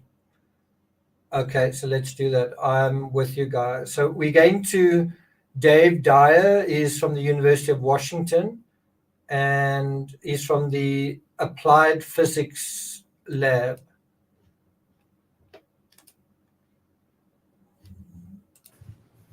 Mr. Dyer, thank you for being here today. Yes. Lieutenant Commander Williams is going to start with your questioning, sir. Okay. Good morning, Mr. Dyer. Hi. Thank you for being with us here this morning. As we ask you questions, we will take breaks. If you need a break, please let us know. Okay. All of my questions are related to your background and your experience with OceanGate. Okay. Before we begin, I will ask you to please refrain from using acronyms. If you should use an acronym, I will stop you and ask you to explain what that acronym means. Can you please explain your background and history before you became involved with OceanGate? Yes, I have a degree in ocean engineering from Cal State University, Long Beach. Right after graduation, I started working for Rockwell International in their their Marine Autonomy Group. Most of that was working on advanced submarine warfare projects. That involved submarine communications. It involved boundary layer control, and it involved sonobuoy type technology. From there, I moved over to Hughes Aircraft, working in the dynamics group. So we would do the analysis for shuttle and Ariane and Titan launches to determine how satellites would survive or have issues with the launch. During that time, I also did some work with GM. GM purchased Hughes Aircraft shortly after I was there. I did a little bit of work on some of their solar-powered cars, specifically looking at their carbon fiber structures for solar panels. At that time, after that, then I moved up to Washington, working for Hughes Aircraft at a Boeing facility. Was working on satellite integration, so that was looking at the entire satellite systems, integrating it together, doing the testing on it, and getting it ready for launch. And then I participated in the launch support for those satellites. Then I moved over to Boeing, started working for Boeing in the Sea Launch program, worked there for a period of time, and then moved into their Advanced Composites Research Group, where we were really given free rein to work on whatever projects we felt were applicable to Boeing and what they were doing. Then moved over to Precor, doing exercise equipment. Wow. Started off in the consumer part of that, working on the actual products, and then I was put in charge of the research and development group. And we were responsible for kinematics. So how does the equipment interact with the human body, and the exercise physiology portion of that, making sure that people were able to. So I don't know if this is applicable, but what's quite weird with the Titan is the surface of it, to me, kind of looks like the surface of a gym where the weight room is. It's kind of like a certain kind of mat, if that makes sense. I I don't know, just something that I picked up. What's also interesting with this dude is he studied ocean engineering, which is great, but then he ended up working in aeronautics, it looks like, Boeing and other fields. I don't think that's very helpful. I don't think it's helpful applying aeronautics to ocean engineering, because it's just totally, the pressure differentials are completely different. And so if your design concept is wrong, is flawed, then nothing else really matters. And so having this elongated capsule, in your mind, you're thinking, yeah, well, that is how craft look like. No, not submersible craft. So that's kind of perhaps the first step. You know, when one note is wrong, it ruins the whole symphony. That's how you get the first note wrong, possibly. To use the equipment to the best of their advantage on there. Then moved over to Applied Physics Lab, was brought in specifically to work with the associate director on bringing new programs into the lab, whether they were ONR, Office of Naval Research, or DARPA, which is Defense Advanced Research Programs Administration, I think is what that one is. Working on programs on there. So those were things where we would do conceptual work, looking at underwater vehicles, crawlers, things like that, that would be applicable to what Office of Naval Research and DARPA needed to do. So again, like, this isn't a murder investigation. It's also not just a fun forum. But let me ask you guys, what do you think is appropriate for the witness, these folks testifying? What would you say is the appropriate dress code, number one? And what would you say is the appropriate kind of demeanor? Like, what would be the proper way of talking about everything, right? What would you guys say about that? Now, this is just my opinion, and obviously it's not carved in stone. There's certainly no law saying you would address a certain way. But if you look at the folks that are with the Coast Guard, are they dressed in a casual way? Are you seeing anyone there sitting in a t-shirt, right? How are the folks that are conducting this hearing dressed? That is how I would say the witnesses ought to dress, which is formally. It's a formal hearing. It's a serious business. 5 lives were lost. It's a sober review of evidence. It's not a chance to indulge in your war stories, your favorite anecdotes of youth kind of thing, right? That's the one side. The other side is what's the appropriate demeanor here? And you might say again, well, there's no law saying it one way or the other. They don't like it. It's not like a party invite which says dress code, a demeanor. But I would say the same thing. What is the demeanor of the investigators? It's sober. I wouldn't say it's somber, but it's certainly serious. Are you getting the same impression from the people that are testifying, especially the Ocean Gate crowd, that they have a sober sense of what has happened? Do you kind of get that sense? And what do you think about how this guy's dressed? That was when we, at that point in time, about halfway through that, Mr. Miyamoto started working on developing what he called the collaboratory, and that was meant to be an interface between industry and the university. And the goal of it was to give industry access to research that was going on in the universities that they normally wouldn't have access to. And then we would also work to help them find partners that could help them through technology. So most of the companies, when they start off in these high-tech things, they don't necessarily have all the expertise on their company. So we would help them find people that could come in and kind of bridge that gap for them. And that's really how we got started with Ocean Gate. Is we used Ocean Gate submersibles, the existing ones that they had. I believe it was Suds at the time is the one that he used. We used that for obstacle avoidance program. that we were working on for Office of Naval Hey, Research. stop snoring. Who initiated the conversation between Ocean Gate and the University of Washington Applied Physics Lab? It's hard to tell who initiated that. Bob and Stockton were talking together. Bob sought Stockton out to use their submersibles. And when Stockton started talking about what his vision for the company was.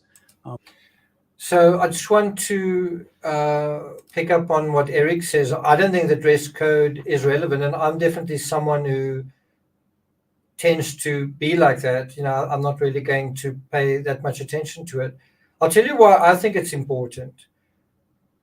In a scenario where they're trying to determine the reality, in a scenario where they're trying to appreciate what people were thinking and what they were doing, I would say demonstrating the ability that you know how to dress appropriately also possibly shows that you can show the appropriate level of conscience and conscientiousness and consciousness of things like safety, and that you can appreciate the situation for what it is. I think another way of showing that you can't and don't appreciate what is going on is where you don't dress appropriately. It's one way of saying, I don't really care, or I'm not really noticing what's at stake here. Bob offered to have APL come on and help him get going on there. At the time, Ocean Gate didn't have any engineering capability. So the idea was that we would come in and provide that engineering capability while they built up their engineering staff. And at that point in time, we could then step back and just come in occasionally or be advisors to them from that point on. So I believe it was kind of a lunchtime discussion between Mr. Miyamoto and Stockton. And how did the relationship start out? We started working with that project on them, the obstacle avoidance program. And then once it was determined that we were going to help them out, Mr. Miyamoto and Stockton put together a contract, and that contract was a very wide open contract. It was meant to be something that allowed a lot of flexibility in there. It allowed us to come in and go in and out on these programs as needed by Ocean Gate. Okay. And what year was that? That was about 2012, 2013. And how far along was the design of Cyclops 2, which later became Titan, when you started working with Ocean Gate? Cyclops, we started working with Cyclops 1. Once Cyclops 1 was working, we started working on Cyclops 2. So when we started that contract with them, Cyclops 2 was on the books. It was just something that was to be worked, but we had not started off on Cyclops 2 right off the bat. And are you aware of how far along Ocean Gate had gotten into the design process for Cyclops 2 at the time? I think it was all conceptual stuff from Stockton. I don't think they had really any design work at that point. Were you involved in any conversations for the carbon fiber hull, where the hull was originally designed from 10 inches, then to 7 inches, and then it was finally 5 inches thick? We were involved in some of those discussions. I believe that started off with Boeing, working with Boeing on that. I don't ever remember it being up to 10 inches. I do remember it being closer to 5, somewhere between 5 to 7 inches under that part. Then Boeing worked that for a while, and then it was shifted over to Spencer Composites that continued working on that. So the University of Washington Applied Physics Lab didn't have any maybe stock in changing it from 7 inches to 5 inches? No, we were not the carbon fiber experts. We were relying on the other ones. And that was part of our deal with Stockton of, if we don't have that expertise on there, we will help them find someone. We pointed them to Boeing because of our work that we had done with Boeing and some of the composites. And then Stockton later shifted that work to Spencer Composites. What was your experience working with the operations department of Ocean Gate? I worked fairly closely with them. I'm a huge fan of when you're developing something, you work with the people who are going to be the end users of it. So I worked closely with the operations group when we were doing the Cyclops 1 vehicle. And then early in it, early in the process of Cyclops 2, we were still continuing that relationship with them, working with them. And I would describe it as a very good relationship. Lieutenant Steele, could you please bring up Exhibit 16, the University of Washington research proposal on page 2?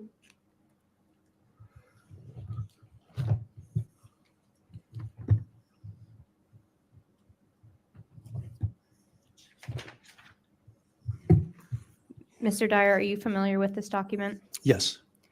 And what was your understanding of the intent of this research proposal?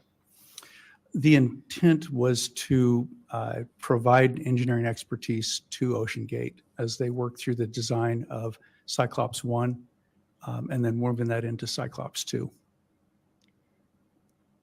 Lieutenant Steele, could you please scroll down to page 4?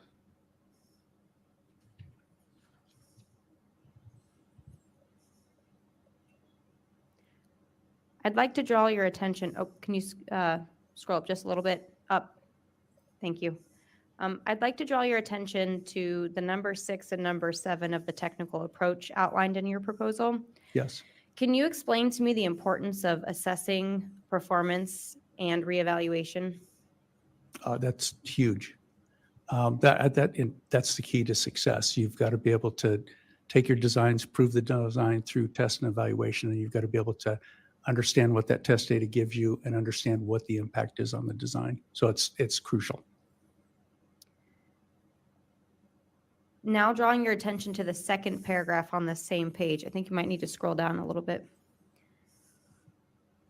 The proposal states trade-off studies will be provided to look at the basic design and fabrication of the pressure hull, especially the mating of the pressure hull to the exterior viewing ports and necessary through-hull connections. Can you explain to me what is meant by trade studies? It's looking at possible solutions. So when we start off, you'd look at it, you develop concepts of this is what we think can happen on there. And as you go through the design on that, you start refining it, start doing analysis on that. And based on that analysis, you refine your design even further. At some point in time, you can take a step back and you can look at, okay, we're heading down this path. This is the implication or this is the impact of this design. Are there other alternatives that might be better for this? Are there trade-offs that we can look at that might benefit the program? And were these trade studies to be completed by UW APL, or was it to be done externally, or could it be a combination of the two? It could be a combination of the two. How much involvement did the University of Washington APL have with the design of the carbon fiber pressure hull? We were involved in the initial concept on that. We were providing concepts, and the first group that we worked with was Boeing. And we relied on Boeing to provide their expertise for their carbon fiber. We were providing expertise for deep ocean work and what was required for that. So we were helping them understand what the loads would be and what those design requirements would be. But we were really dependent upon them to actually define and design the carbon fiber structure. We were involved in doing the interface between the dome and the carbon fiber structure. But again, that was in collaboration with Boeing. So as we would present ideas and concepts, they would take a look at it and give their feedback. And then we would take their feedback and either incorporate it or convince them that what we were looking at was adequate. And Lieutenant Steele, could you please bring back up that exhibit and go to page 5, paragraph 2?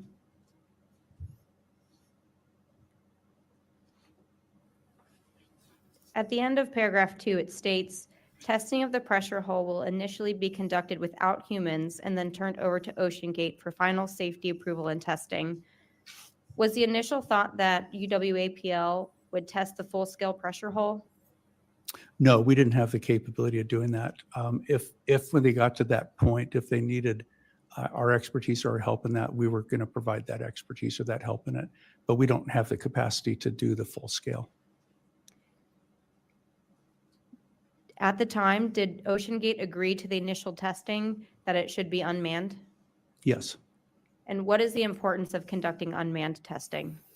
Especially something where you're pushing the envelope on technology. You're making changes that are not something that the industry necessarily is used to. You want to test that without human life involvement in that. You want to make that as safe as possible. So it'd be crucial to do those initial tests without a human involved.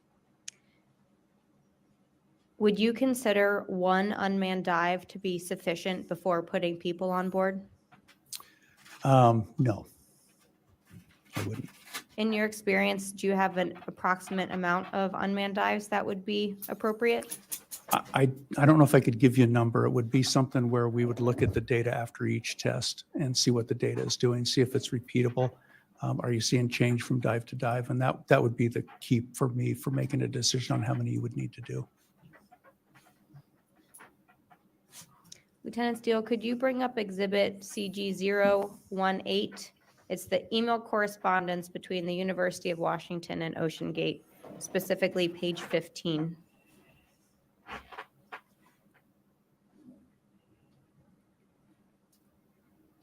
Could you scroll down a little? Thank you. In that correspondence, the University of Washington states, to complete items 1 and 2, I will need some level of test data to ensure my FEA, finite element analysis, model adequately represents the carbon fiber hull stiffness and interface boundary conditions. Mr. Dyer, in your experience, what type of test data would be required? Sorry, stand by for a moment. You said that this is an email from APL. I just want to confirm, does Mr. Dyer recall this email? Is this his email? Because no names appear Yes, thank on you. what he's looking at. I think it's the first question. Mr. Dyer, do you recognize this email? I recognize the content. I don't know if I could say I recognize word for word, but I do recognize the content, yes. And are you familiar who it was to and who it was from? I'm not. That looks like something that might be from me, but I don't know that for sure. Okay. Thank you, sir. Lieutenant Commander Williams, do you know who this email is to and from? Sir, my questions are actually relatively general, so I don't think it would matter who it was from. In that case, do we need, I mean, what are we referring to on the document? We can ask him generally. Okay. Yeah, let's keep the questions very general, realizing that we don't understand who's behind this chain.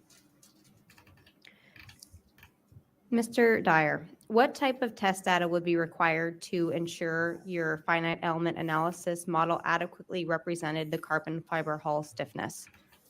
Typically, when we look at the finite element analysis versus hardware, we look at strain data, we'll look at accelerations if they're appropriate, and we will look at the pressure chamber data as well. So as the pressure is applied to it, are you seeing changes in that profile as it goes down, unexpected changes in there, or does it look like the pressure hull is reacting according to what you thought it was going to react to? In your experience, is this a required engineering practice when developing a new design? Absolutely. And do you know if any test data was ever received from Ocean Gate? The first test that I recall them doing was a scale hull test of a carbon fiber hull. It was I don't remember the scale, but it was a relatively small pressure vessel. That had strain gauges in it. That one failed prematurely. It failed before it reached the design depth on there. And I believe that data was provided to either Spencer or Boeing. I don't remember who it was that laid that hull up. Whoever laid the hull up, it was provided to them. And then the second or follow-on test, that one included accelerometers for the acoustic emissions system in there. That was data, that was about the time we were phasing out of there, and I don't recall ever seeing the data from that. I know that the data was collected, but I don't recall seeing that data. Thank you. Commander Williams, we've confirmed that email, Mr. Dyer, was from you to Mr. Nissen. Okay, thank you.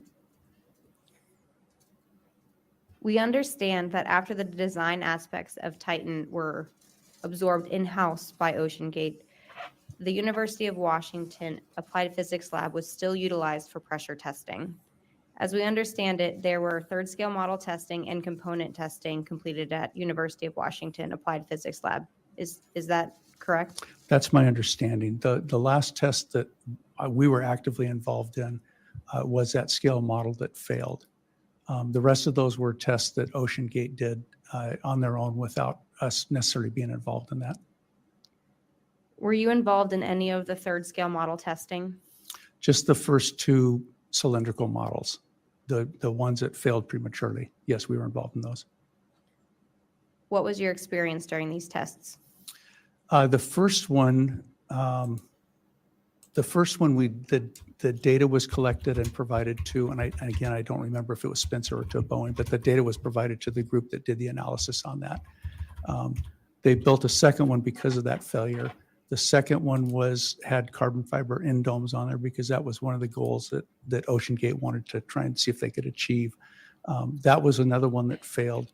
And again, that data was provided to the company that did that layup. And I believe that one, I'm almost for sure that one was done by Spencer because of the dome portion of it.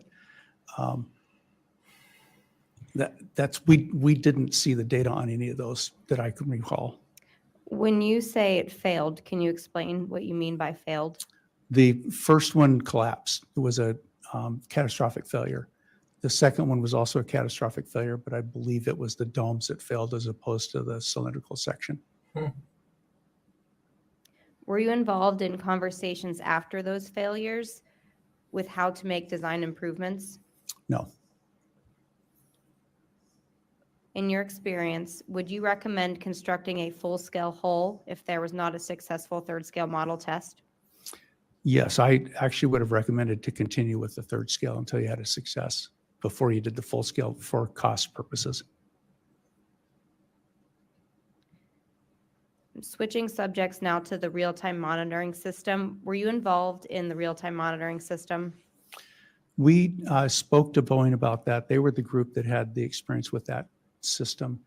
We asked Boeing if they would provide that system or put that into one of. So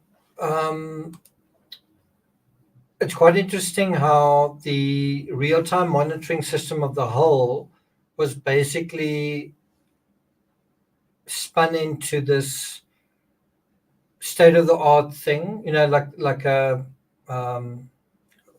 feature, right?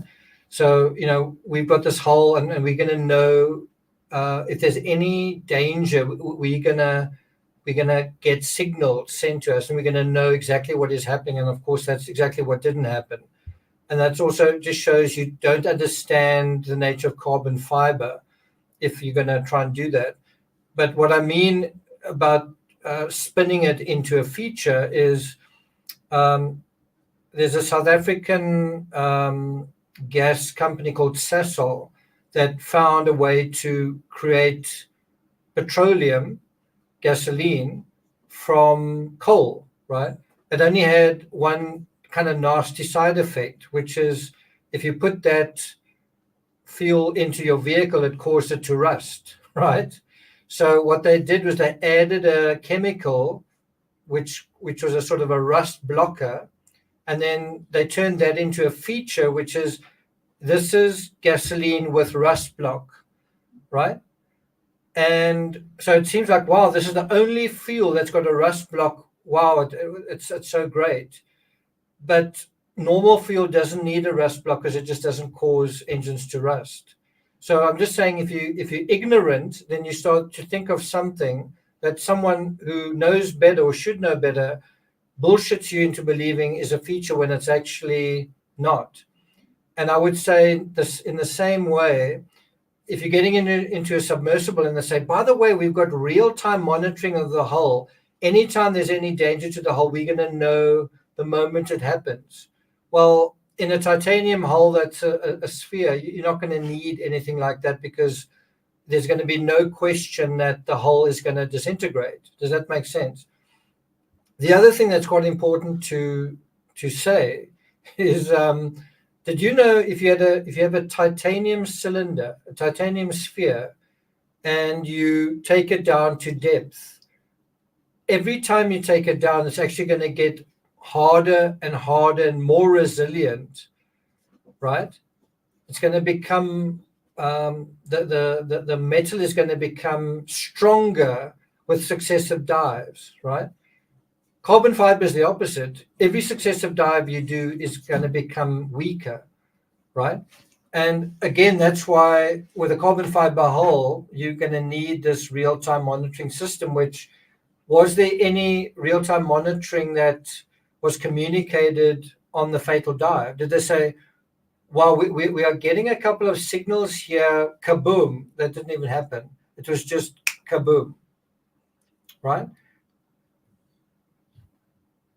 One of the third scale models so that we could take a look at that and see how that would benefit the program.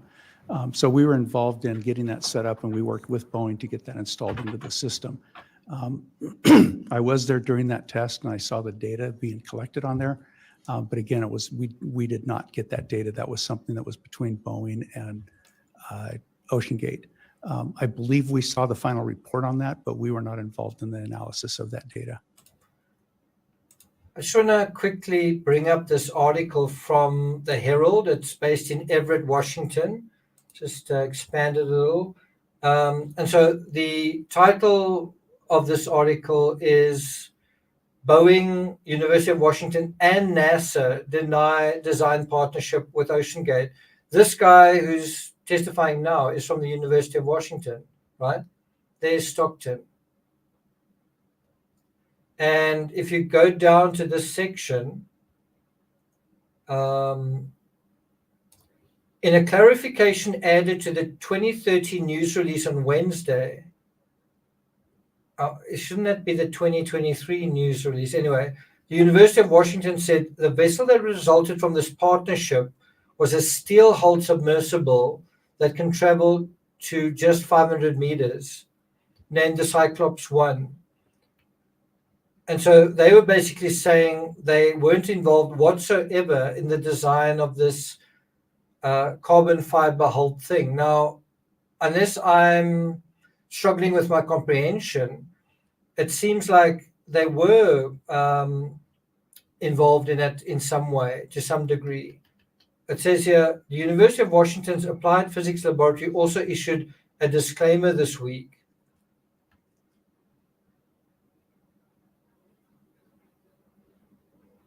In a statement to the Herald on Thursday, the University of Washington said the physics lab initially signed a $5 million research collaborative agreement with OceanGate, and this is quite interesting.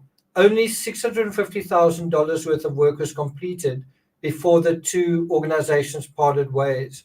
So that they'd barely gotten to 10% of the value of that contract before the University of Washington said, we are washing our hands off this. They say the laboratory was not involved in the design, engineering, or testing of the Titan submersible used in the RMS Titanic expedition.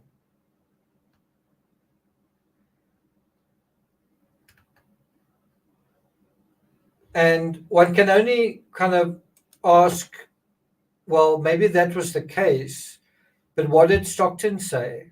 So if they'd worked together once upon a time, did he kind of continue to say, well, our partners are the University of Washington, well, our partners are Boeing, well, our partners are NASA. You know, we did this with them, so now they become our partners.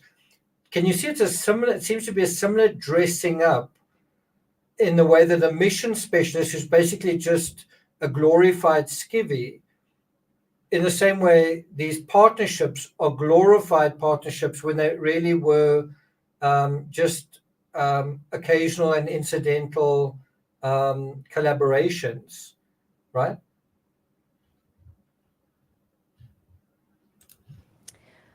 What was your impression of the engineering department at OceanGate?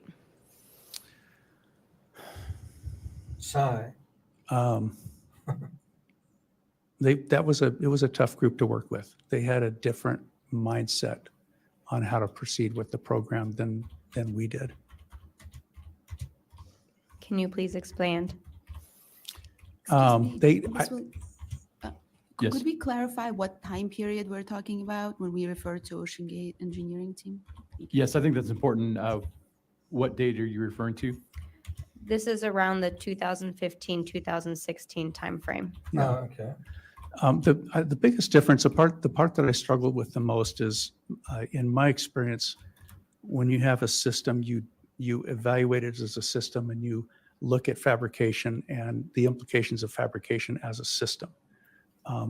Mr. Neeson wanted to isolate those. He wanted to look at just the carbon fiber hull, just the dome as individual components.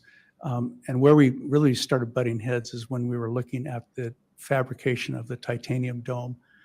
I wanted the foundry to see what the entire system looked like so that they could provide feedback if they saw anything that they thought was suspicious or that they wanted to put some caution to. And Tony didn't want to do that. I provided that information to the foundry, and that was when Tony really got upset. And that was shortly after that is when we were removed from the project. Tony Nissen got upset. Why did Ocean Gate and University of Washington Applied Physics Lab stop working together? It was the engineering. We were butting heads too much on there, and Ocean Gate felt that it was better to terminate that and let their group take over the engineering. What was University of Washington's Applied Physics Lab impression of the glass spheres for propulsion? For propulsion, the glass housings. Yes. We like glass spheres. Those are things that are used in the industry, and they're nice and reliable. But they do have some unexpected failures that most people can't explain, typically at significant depths. We did not like the idea of using glass spheres on a manned vehicle, especially when they were going to the depth that they were trying to go to. Had it been shallow, we would have been okay with it, just because of the energy would have been somewhat constrained. But at the depths that they were going to, we didn't like the idea of those spheres out there. If they had an implosion, that's a pretty catastrophic implosion, and we didn't know what that could potentially do to the pressure vessel, to the hull. And did you make these concerns known to Ocean Gate? Yes. And is that one of the reasons, or is that the only reason that University of Washington Applied Physics Lab and Ocean Gate stopped working together? That was one of the reasons. That was probably the final reason on that. That was kind of what ended that relationship. But that was not the only reason. Can you explain what some of those other reasons were? It was, like I mentioned before, just the mindset and the philosophy on engineering and developing a new product. We'd had too many conflicts on how we would go about doing that. What was your opinion of the submersible, specifically Cyclops 2, which later became Titan?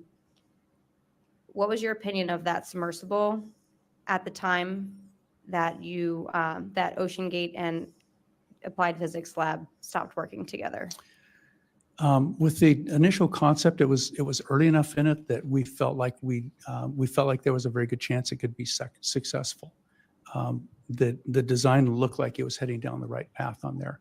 Once we severed that relationship, I don't really know the direction. I would hear bits and pieces. I don't believe Stockton and I talked for quite a while after we severed on there. So I was only hearing bits and pieces of information on what was going on. But we actually felt fairly decent, like the direction. We knew that the design was not complete and it was not ready to go full-scale fabrication by any means. But we felt like it at least had a chance of heading down the right path. Were there specific design aspects that you recall as to that were not completed before you and before the University of Washington and Ocean Gate went your separate ways? Yeah, the car. Notice also he's doing that thumb rolling thing. I don't know if it's thing engineers do, but can't help noticing that. Someone said obviously they're going to butt heads. I don't know if it was that obvious. Like, to me, I would need to be convinced that you can send a craft to that depth that's sausage shaped, even if it's made completely of titanium. I would imagine a sausage shaped titanium vessel would work. I would imagine. But I don't know how he can say with a carbon fiber hull, a sausage shape is ever going to be successful. I'm kind of surprised at that. And this is an engineer who you would imagine knows a lot more about it than I do. So I'm frankly a little bit surprised to hear that. And so I don't think it's that expected that you'd say, obviously they were butting heads, because just that concept to me is already questionable. And so it could be that they actually thought that carbon fiber was doable. I think there's some people who still think that that's the case. I would need to be convinced of that, but then I'm not an engineer, but it just doesn't seem. I've got a bicycle that's made with carbon fiber. I know a little bit about carbon fiber. It's very brittle, and when you're dealing with, it's not just pressure. And by the way, you have this with the fuselage of commercial airliners as well. They expand and contract as pressure changes. When an aeroplane takes off, make no mistake, the great pressures on aircraft at altitude, and those pressures expand and contract, and so you need a relatively elastic material. Of course, those pressures are nothing compared to pressures under the sea. Once you go under the sea, well, now you need super strong and super elastic metals or alloys or composites. And I don't think carbon fiber forms part of that, but I could be wrong. Carbon fiber hull final design was not complete in my mind. We had some preliminary FEA on there. We had the third scale test that had some failures in it. So in my mind, that design was not complete because of those failures. They had not figured out what happened on those failures from my perspective. And I had not seen an effort to modify or to change the design based on what they saw in there. The titanium spheres, that was about the time we left, is when they were shifting away from the glass dome on the forward part. They were going more towards titanium spheres. So that was very early in the design process. We had done enough work to say this is the ballpark, so we can at least talk to foundries and start getting a feel for what it would cost to fabricate this and how they would go about doing that. But the design was nowhere near complete on that portion of it either. Okay, thank you. I have no further questions. Lieutenant Commander Whalen. Good morning, Mr. Dyer. Hi. I want to discuss, or before we move away from the topic we had just discussed, the 17-inch glass spheres, which were the motor pod controllers, which were external to the pressure vessel. Yes. Can you explain the importance of those as for the propulsion of the Titan submersible? Yeah, those house the motor controllers and the interface between the internal electronics in the sub and the external. So that was the interface to those motor controllers. And the motor controllers are the device. They're the electronics that control the actual thrusters themselves.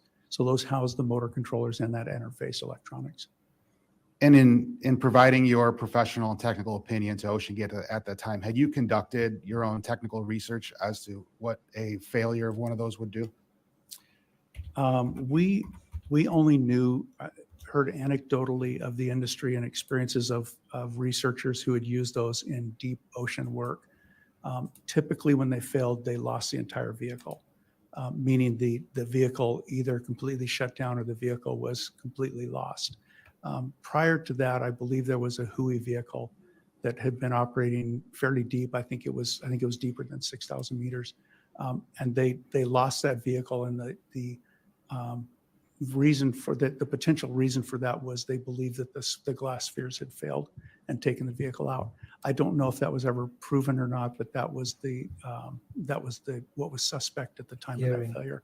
And that was about the time that we were pushing back on using glass spheres for the manned vehicle. So within that statement, you used the acronym HUI. Can you please tell me who that's HUI is? Woods Hole Oceanographic Institute. And then, That's- oh, sorry. Yeah. And then you also, by lost, can you please explain what lost means? It's my understanding that the vehicle, they did not recover the vehicle. If they did recover the vehicle, it was probably in pieces, but my understanding is it was a non-functional vehicle at some point in time during that dive. And they believe that was because the glass spheres had failed. Is there ever, did you uncover or discover any evidence as to the amount of pressure or that would be caused by one of the failures of the sphere at the depth of 4,000 meters? We had a young engineer that was assisting on other programs, not the Ocean Gate one, but he was curious and he ran some numbers on it. And it was pretty astounding, the amount of energy that was released. I don't remember the numbers, but it was significant. It was as though a bomb had gone off. And again, I don't remember the exact numbers, but it was eyebrow raising. Was it close to about a half kilogram of TNT explosion? That sounds about right. Thank you. How familiar are you with classification societies and the classing of submersibles and or vessels for commercial purposes? Good question. We were working with Stockton on the classification process when we through our process, and by the time we were no longer involved in the process, it was my understanding they were still pursuing classification at that time. He had considered several organizations and he had talked to several organizations. I remember having the GL group. It's Gershwin Lloyd. Sorry, it's a German name I can't pronounce. But they were one organization that had a standard for manned submersibles. And that was a group that he brought out to talk to them about what we were doing and things like that. So yes, we were involved in him looking at certification of the manned submersible. And at that time, were there classification rules or standards allowing carbon fiber as a pressure vessel for human occupancy? No, it was unique to the industry. And when the GL representative came out and talked to us, they mentioned that they had a person on staff that would look at the carbon fiber hull as a system and evaluate how that would be classified. They didn't necessarily have an issue with it. They weren't concerned with it. They just knew that they would have to look at it differently than they did a steel hull. So in your opinion, the classification society was open to innovation, but it would require time and testing? Yes. Were you involved in any of those? Were you involved in any of those meetings firsthand? When the GL representative came out, I was involved in the meeting that took place over maybe an hour or two, but that was the only time that I discussed that specifically with them.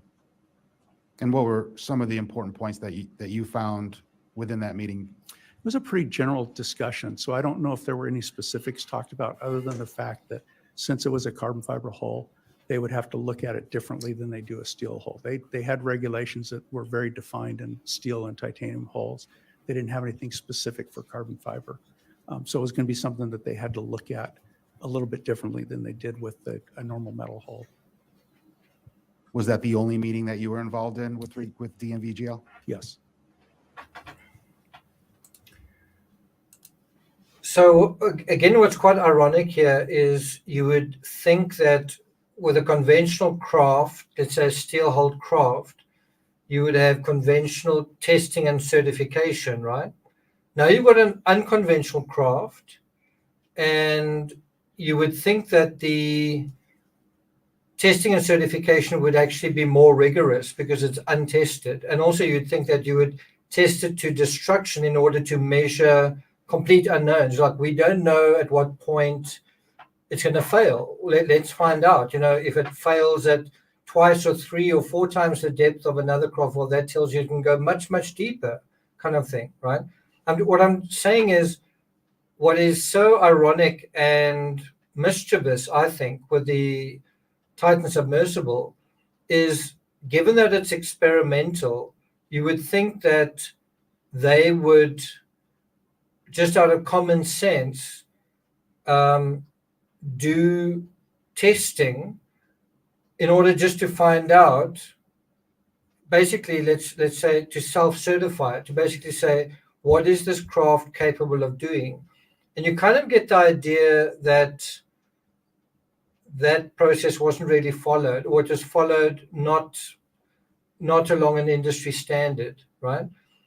I suppose you could argue, if you're Stockton, you could say, I went down to the depth of Titanic, so that's the test. I've tested it. But that's not really how these tests work. These tests work beyond they add a safety margin. So in other words, they would go to that depth plus, say, I don't know what it is it another 25% or so, right? And in other words, you want to build into that a safety margin, right? Let me give you another example of that. When they designed motor vehicles in the beginning, they kind of had a approach where certain people thought there's no way human beings can be in this sort of situation. They'll die. Just when the car pulls away, when this machine pulls away, people will be crushed against the seats. And of course, that was not the case. But at the same time, although you could get into a vehicle that's just made of pipes and an engine, it wouldn't be safe at all. And if the two collided, well, you'd have catastrophe. So they have to build in safety features into ordinary motor vehicles. So you have things like safety belts, but you also have things like bumpers, what do they call them? Airbags, roll bars, and reinforcing into the cockpit. And there are minimum standards with regard to that. What they're trying to build into that is a kind of a secondary skeleton, a secondary safety margin to protect passengers, right? You don't do it to the minimum, you do it to a reasonable margin. And that is what I don't think Titan did. And I think they didn't do it because, first of all, of hubris, and secondly, because of costs. I think it was very expensive. Remember, if you're testing a prototype to destruction, you destroy it. Now you would just start all over again. They were using their own prototype. In other words, this craft that is susceptible to cyclical failure, they're using repeatedly, increasing these cycles, which is going to, one would imagine, speed up the cyclical failure. All I'm trying to compare this to is, yeah, you've got an industry standard for a steel vessel, and these are the standards. Titan didn't even match those standards, and it's an experimental vessel. And what I think that shows is, I think my technology is better than that technology. I don't think I need to test my vessel because of X, Y, Z. In other words, what are we talking about? In a word,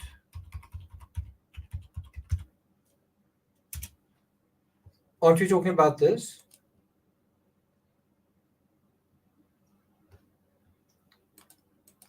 Do you guys agree?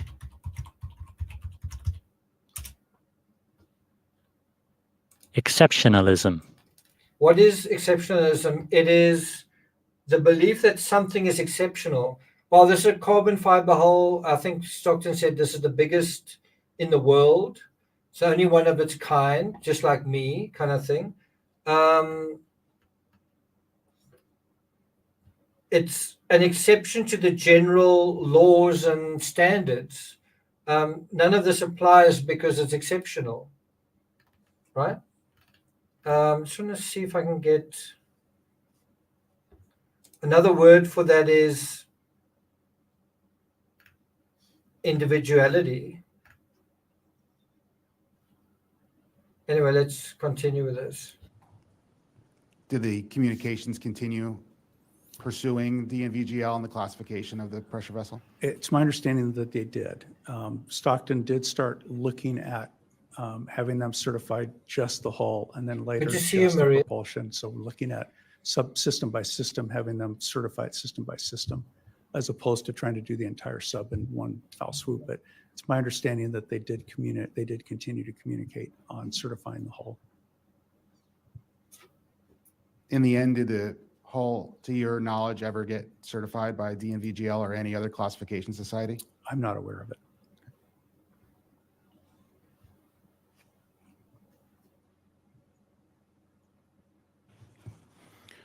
And just to clarify for the time frame, and while we know that there were 2 Titan hulls, this was the first hull and then around 2016, 2017. Yes. You had mentioned the Cyclops 1. Yes. And the majority of your work was done on the Cyclops 1 to act as a prototype, not prototype, but act as a test bed for the applications that were going to be used on the Cyclops 2 and Titan, correct? Yes, that's correct. Were you involved in the process from when those applications went from Cyclops 1 to the Titan, and how did that transition go? That transition took place, the majority of that took place after we were no longer involved in that. So I'm not real sure on how that transition went. And did you take part in any dives aboard the Cyclops 1? No. I supported a dive. Actually, I'm sorry, I did not. I did not support a dive. Did other members of the faculty in the University of Washington Applied Physics Lab take part in any dives? I don't believe so. I'm not aware of that. Were you involved or were you made aware of any incidences that happened while on test dives for the Cyclops 1? I'm sorry, you asked Cyclops 1. Yes, sir. I was involved in a dive on the Cyclops 1 that they did in Flower Gardens. I supported those dive operations, which Cyclops 1, to be clear, was the steel-hulled version. Yes, so I was involved in one of those dives on that. Correct. And I did go down, I went down in Antipodes. I did not go down in Cyclops 1. And can you tell me a little bit more about the Flower Gardens dive on the Cyclops 1? Yeah, the intent of that dive was to reach a depth of 500 meters. The goal that Stockton had on that was to get it certified for 500 meters. So that we went out to the Flower Gardens area, got the sub prepped, put the people into it, and they did a dive. I don't remember if there was more than one dive. I remember one dive specifically. I don't remember if they did multiple dives or not, but I do remember one dive specifically. And you use the term certified. Was certified to a classification standard? So it was certified. It was a certification group, and I don't remember the name of the group that did that certification, but they had a representative out there to participate in the dive, so he could verify that they had gone to a specific depth.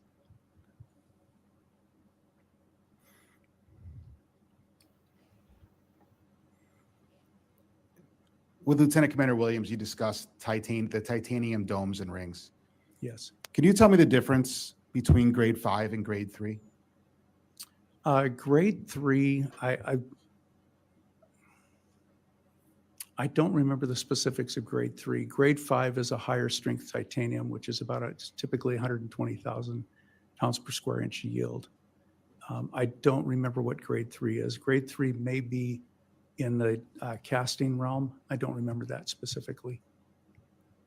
And if you were to do a finite element analysis utilizing grade 5 as your titanium or for your domes and your rings, and actually conducted the build utilizing a grade 3 titanium dome and ring, would there be a measurable difference in your opinion? I would have to look at the specs for grade 3.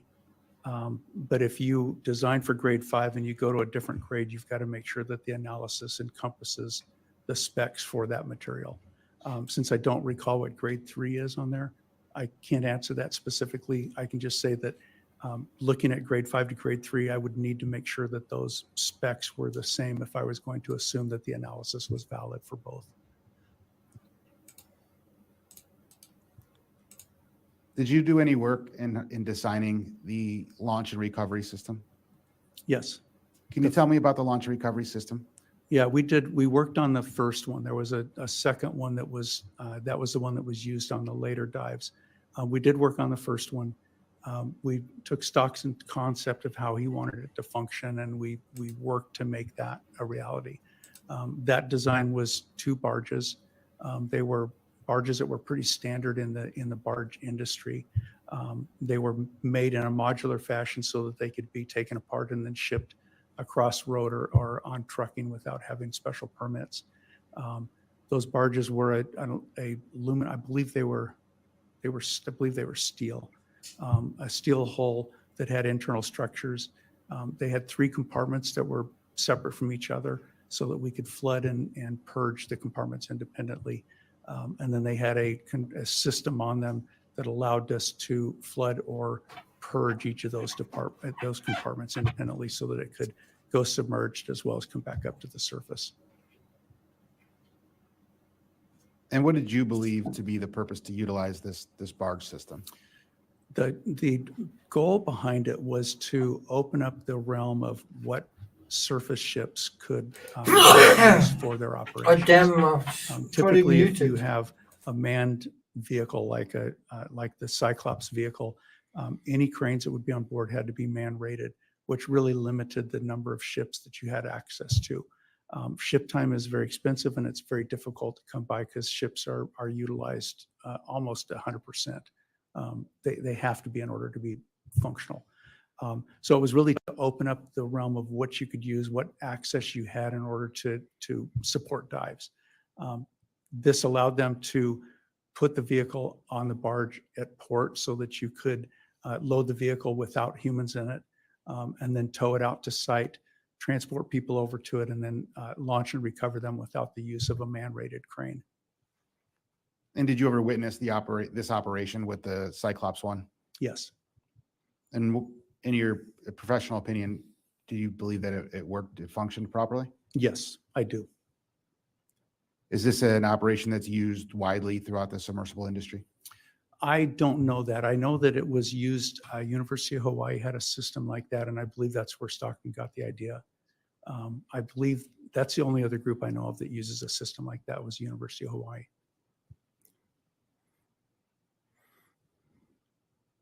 While you were working on the project, did you have any interaction with Lloyd's, the Classification Society, Lloyd's Register? Just the one meeting where they came out to talk to Stockton about classifying the hull. So that was the GL group that I referred So just to to. confirm, it was Lloyd's. They were Gershwitz, Lloyd's. That was the group that came out to discuss that. I don't know if that's separate from Lloyd's specifically. They were known as GL at the time. I believe that's now changed to Lloyd's Registry. I don't think GL is out there any longer, but when we were talking to them, they were referred to GL or Gershwitz Lloyd's. We'll look into that. I just want to get that for the record. Yes. They're different Yes. classification societies. Okay. You discussed Boeing in a previous project that they had completed and you worked with them on. Yes. I don't remember the exact name, or I forgot the exact name, but it was a underwater vehicle made of carbon fiber. Correct. Was that a pressure vessel for human occupancy? No. No, it was a smaller vessel.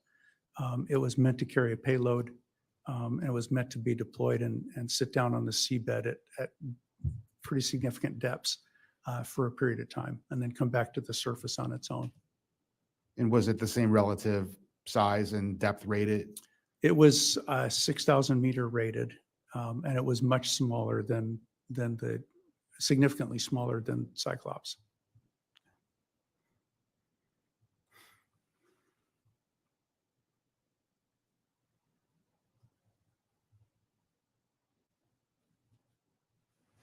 Thank you, sir. That's all the questions I have for now. Thank you. Mr. Dyer, would you like to take a break or? I'm fine. Thank you.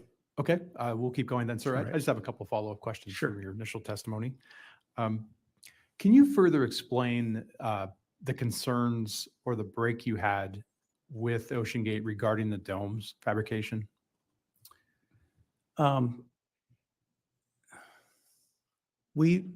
When we were working on the domes, the fabrication part of that, we were working with a foundry who had a significant amount of experience in doing large titanium castings. I didn't have the experience doing large titanium castings. All of my experience with castings have been relatively small, and it's pretty straightforward. Large stuff, I think, is a little bit of a different beast. This group specifically did large titanium castings, and they had several contracts with the Navy on large titanium castings. So combined with their group that was working on it, they had probably over 150 years experience of doing these castings. I wanted to tap into their resources as much as I could because I didn't want to rely on my background alone. I just didn't have what I felt comfortable with. To do that, I wanted them to look at the entire system. So they saw the titanium dome, the interface ring, and the carbon fiber to see how all that went together and how that all made it up so that they could see the full picture. I wanted to make sure that they understood how it was being used and that whole system. In the event that they saw something in there or they had experience with something that I didn't know about or was unaware of, so that they could help us through that design process. That was not something that OceanGate Engineering wanted to do. They wanted them to look at just the dome. For some reason, they did not want them to see the carbon fiber hull or the interface ring. They wanted them to look at just the dome. And I realize we're still talking about the prototype Titan Yes. hull, but would it be important to match the contraction rates between the titanium and the potential carbon fiber connection point? Yeah, that was one of the things that when we did the conceptual stuff, that was something that we were concerned about. We wanted to make sure that the deflection between the dome and the cylindrical portion matched as close as we could. We didn't want non-uniform compression on there. So that was something that we worked on, and that was, we specifically made the dome elliptical shape, and we specifically modified or had the interface ring designed in a certain cross section so that we could try and match those two deflections. And so I'm now just thinking about the shape of the Titan prototype and actually the cylindrical shape of it. Yes. Would it be possible to build a steel or titanium hull in the same shape? Of the cylindrical shape yourself? Yes, sir. Yeah, yes, you can definitely do that. It becomes very heavy. Its displacement to buoyancy ratio becomes problematic. It's doable, but you end up having to add a substantial amount of external flotation in order to make sure that it can still float.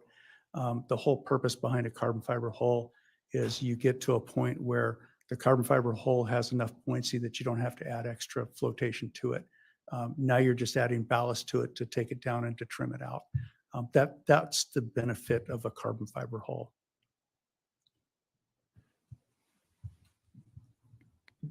From a material standpoint, could you build a steel hull if you're willing to do the buoyancy provisions that could reach the Titanic, or would it have to be like titanium? It could be steel. I think I have not actually run the numbers, but based on other pressure hulls that I've done, you could definitely make it out of steel if you needed to.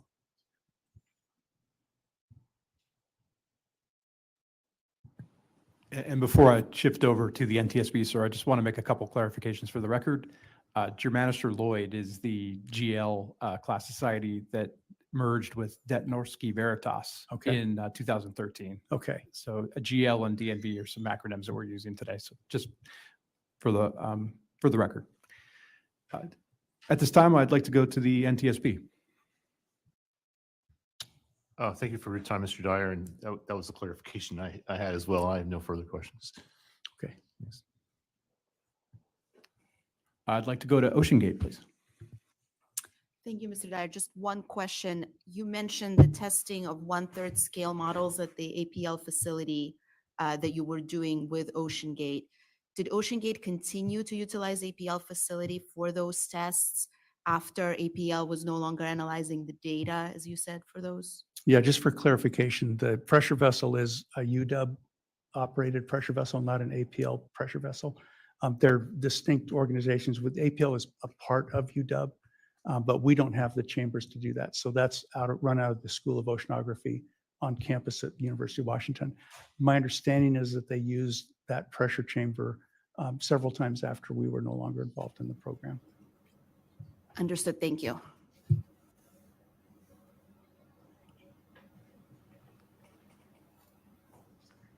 Mr. Dyer, we've been going for a while. I'd like to take a 10-minute recess and to see if we have any final questions for you, sir. Sounds great. Thank you. Great. This hearing is now in recess. We'll reconvene at 11:20.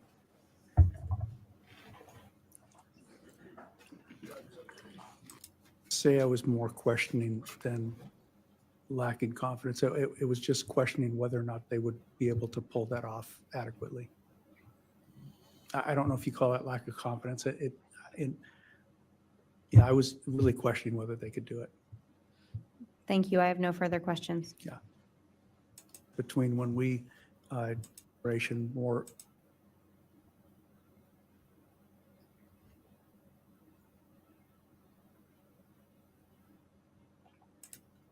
So I'm just waiting for it to, I want to just play back his whole response there. I'm not sure whether Patrick Leahy will be testifying today. If so, I'd really like to cover it, but in a separate live stream. I've got a feeling they're going to adjourn after this witness, but let's have a look. The hearing is now back in session. Mr. Dyer, Lieutenant Commander Williams has a follow-up question for you. Okay. Mr. Dyer, you mentioned Stockton's vision. What was Mr. Rush's, or at least what was your opinion of Mr. Rush's vision for the company when APL and Ocean Gate first started working together? Specifically, was it related to oceanographic research, exploration, tourism? His, when he first started, our impression was that he was focused on the research aspect of it, trying to make access to manned exploration more accessible for researchers because it was so expensive otherwise. Did that change throughout the time you worked with Ocean Gate? He changed in, not in his ultimate goal. His ultimate goal was still to provide that for researchers. But his goal, I guess you'd describe it as opening up so that he could help to fund the development, further development of it. So he started opening it up to tourism and ultimately to the Titanic dives because that was his way of trying to bring money into it so that they could continue development to get to that ultimate goal of supporting the research industry. Were you aware that Ocean Gate was going to take paying passengers during their operations? He had Good talked question. about that with us. I don't know if that was, I don't know if he had finalized that or if he had decided about that. I did have lunch with Stockton a few times between when we stopped working with him and when on their last mission. So I knew that they were doing paid tourism on the Titanic at that point in time. I don't remember that being something that he decided when we were still working with him or not. And to clarify for the record, what year did Ocean Gate and APL stop working together on the submersible design? I believe it's about 2017. At that time, did you have confidence in Ocean Gate's engineering department's ability to complete a safe design of a carbon fiber submersible? I would say I was more questioning than lacking confidence. It was just questioning whether or not they would be able to pull that off adequately. I I would say, isn't the answer no? don't know if you call that lack of confidence. Yeah, I was really questioning whether they could do it. Thank you. I have no further questions. Good question. Mr. Fawcett? Good morning, sir. Keith Fawcett. Yes, So you mentioned acoustic sensors on the prototype hull, yes, and that would be the real-time monitoring acoustic sensors. yes. Those are used to monitor the integrity of a hull or structure. Is that correct? Yeah, the idea behind acoustic emissions for carbon fiber or composite structures is to be able to detect any anomalies that are occurring when it's under load. They ultimately want to get to the point where they can identify where that event is taking place and characterize that event so that they can understand what that event means. In other words, is it just a settling of the structure, or is it a precursor to a failure? So ultimately, they want to be able to pinpoint where that event took place and the severity of that event. So if you're using that system during a dive with a carbon fiber hull, would the real-time monitoring sensors be able to predict a catastrophic failure of the hull in time to protect the people engaged in the dive? Great question. If the system had been properly characterized, it could predict when you were when you were getting close to a failure of the system. In other words, if you understand what those events mean, you can start determining whether or not you need to get the hull out for NDT, or whether you feel like you've just exceeded what it's capable of doing and you need to put the hull up on the shelf for a museum piece. If it's properly characterized, you can use it for those types of Kind of situations. surprised at Yes. his answer. But while you're on a dive and you're at depth under extreme pressure, and you noticed and you had that system employed, would it predict while you were on the dive a catastrophic failure? I don't think predict is the right word. I think it gives you an understanding of the integrity of the hull from dive to dive. You would make the decision before you even went down that the hull is usable for the next dive at the depth you're going, or it's not.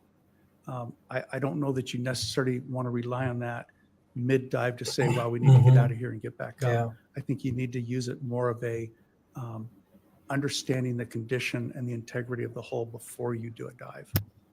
So you would use it forensically and not during a dive as a if you had a system on the dive that was, say, color coded where the display said red, green, and yellow, would that mean anything in the course of a dive to the people conducting the dive?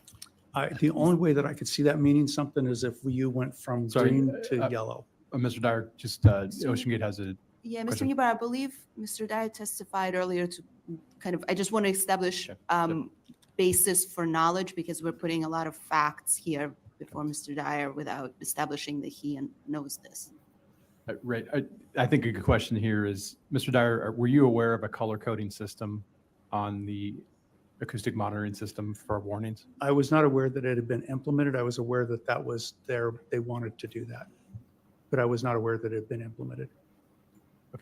So the basis of this question is, if it were implemented, what would your opinion be, sir? Yeah, I think the only benefit in a dive would be if you've gone from green to the next level. If you see a change from that green status down to one of the other status mid-dive, I would think you would want to abort the dive. I wouldn't wait till you get to a red status. A red status in my mind means a failure is imminent. Thank you, sir. Thank you. Commander Whalen. I just want to be practical about that question. Do you think the real-time monitoring was of any use on the fatal dive? Also, do you think the real-time monitoring was of any use kind of in general? Because we know that there's a loud bang and there were other warnings. Was it of any use ultimately? I mean, did that early warning system warn them? To me, there were so many failures besides that, going back days, but also going back years, that you kind of feel like there's a culture of denial going on. There's a culture of wanting to be a maverick, a culture kind of recklessness ultimately. So whatever you were going to be told, you were going to ignore that. It's a little bit like when you're driving a vehicle and the light comes on showing that you don't have a lot of fuel, and you say, I'll be fine. Almost the fact of the light coming on means that some people will just ignore it. And then how long do you ignore it? Doesn't it seem like in this case, there was a lot of ignoring of reality? I'm going to do what I'm going to do in spite of reality. You've just heard that from the previous witness. You heard that from Renata as well. You heard that from Stockton all the time as well. He was saying, if you don't break things, you're not innovating. Thank you, Mr. Dyer. You had mentioned observing a dive that took part in the Everett Marina. There was a safety event or near miss report for a dive that happened on April 30th of 2015. Were you part of that dive? I don't believe I was. I think that was Pete Brodsky that was part of that dive. Did Mr. Brodsky share any of his experiences with you? He mentioned that the hatch was leaking when they submerged, and it was decided to continue down and let the hatch seal itself under pressure. That's really all that he mentioned on there. Thank you. And we've been discussing the real-time monitoring system and the acoustic emissions and strain data. Yes. With regards to a carbon fiber hull, and speaking of acoustic emissions, what is that acoustic emission that it's measuring? The way that those systems work is they have accelerometers that are located at known locations throughout a structure, whether it's a pressure hull or a bridge or whatever. It monitors the response of those accelerometers. So it's looking for any sign that that something has shifted, failed, the load path has changed, any event that that accelerometer could pick up. Ideally, that system needs to be characterized so when you get an event on accelerometer, you know what that event means. It doesn't really do you any good if you just see an event.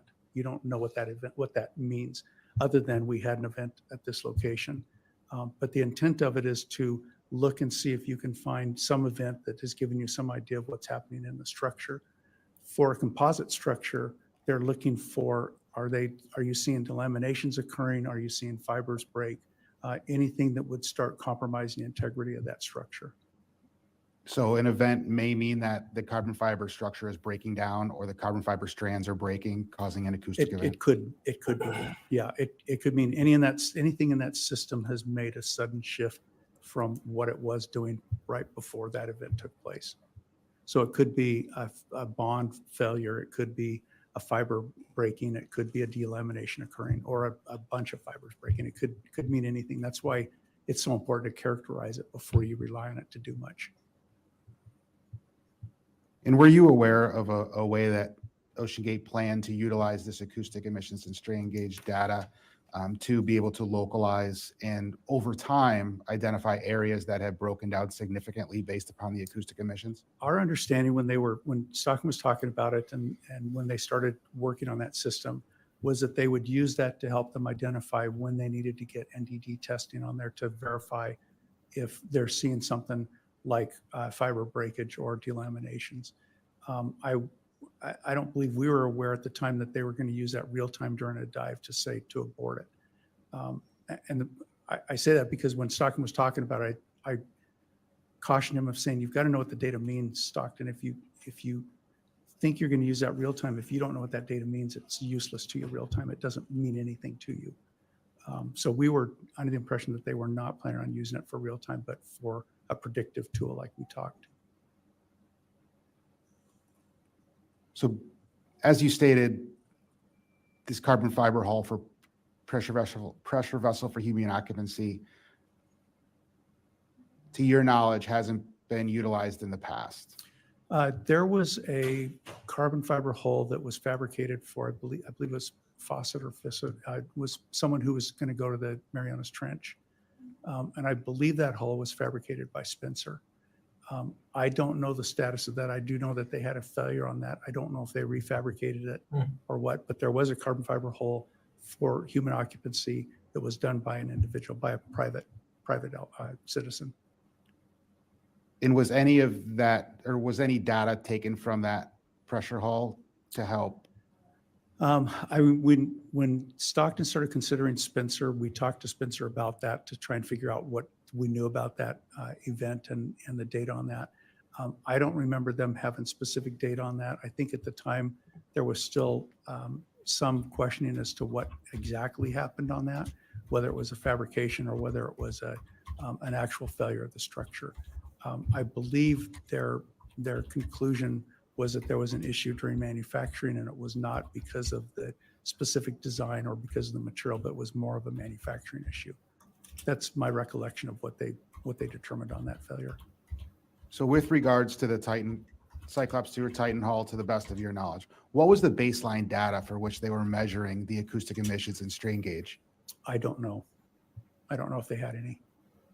So you weren't sure if there was any previous data? When we were working with them, they didn't have any baseline data. They had used it for the first time in that scale version on there. That was the first time they'd collected data on there, so they didn't have anything to compare it to. So I don't know what transpired between that test and when they used it on the real hull. Are you aware of what a delamination would look like in an RTM system? It would be an accelerometer event. You'd see it show up on at least one accelerometer, probably multiple. And with those multiple, you should be able to then, after you've characterized it, you should be able to determine where that took place. That delamination might have a characteristic, I don't know, but it might be a different one than a fiber breaking. But testing should let you determine if you can tell the difference between a delamination and fiber breaking. In your experience with carbon fiber, is there an unlimited life cycle? My understanding is there is not an unlimited life cycle, but I don't know that for sure. That's my understanding. It's quite an interesting point, especially given I can't remember which witness. Can you guys remember which witness said that Stockton said to them that the lifespan essentially of the carbon fiber was indefinite? He used that word indefinite. It seems to be an area where we just don't know what the answer is, but I really don't think the answer is that it's indefinite or infinite. It seems to be the opposite, that it's finite and it probably can be measured as such. Apparently, even James Cameron's craft, I'm trying to remember the name, I can see it in my mind, that sort of lime green craft. What is it called? Anyone remember the name of his craft? That's such a great name.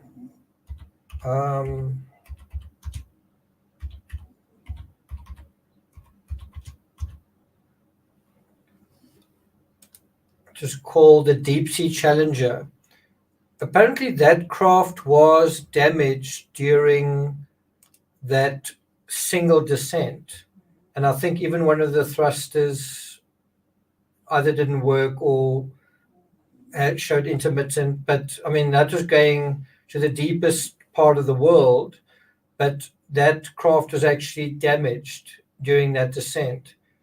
But I mean, the point of it is that you can have a craft that goes down once and is to some extent deformed. Obviously, you don't want that to happen, but you want to make some margin for that to happen. But that's a single dive. And I think it's totally different. What Stockton was trying to do is trying to do repeated visits to the Titanic. And obviously in a craft like that, you're going to need it to be super strong, stronger than the typical thing, and have safety margins way beyond the industry standards, I would think, for repeated dives. For a single dive, like I say, you can actually have a certain amount of deforming taking place because you only need to do it once. Challenger Deep, yeah. Standing. Thank you, sir. That's all the questions I have, sir.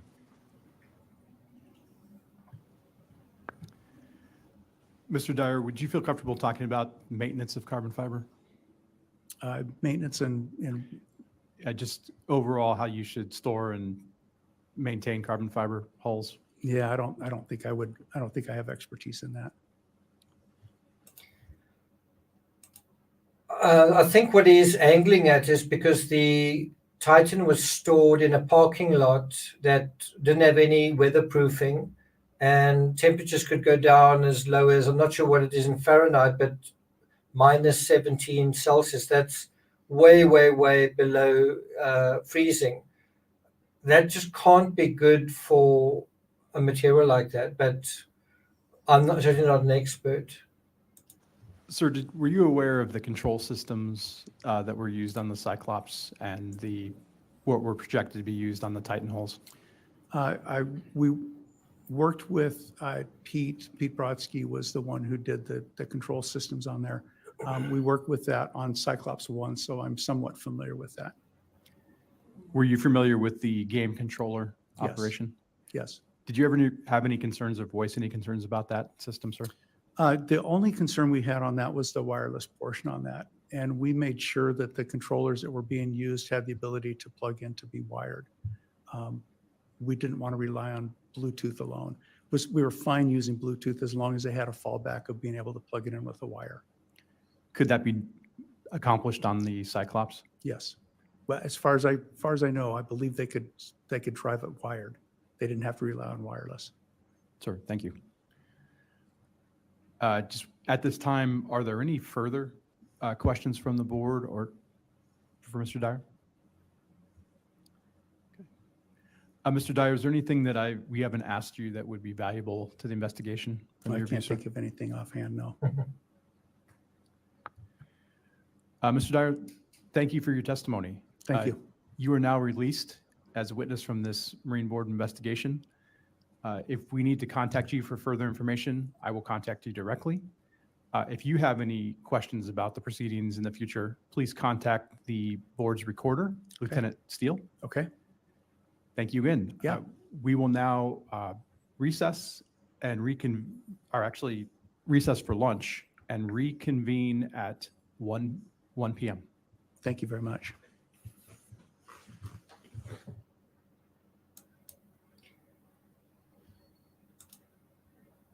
What time is 1 p.m.?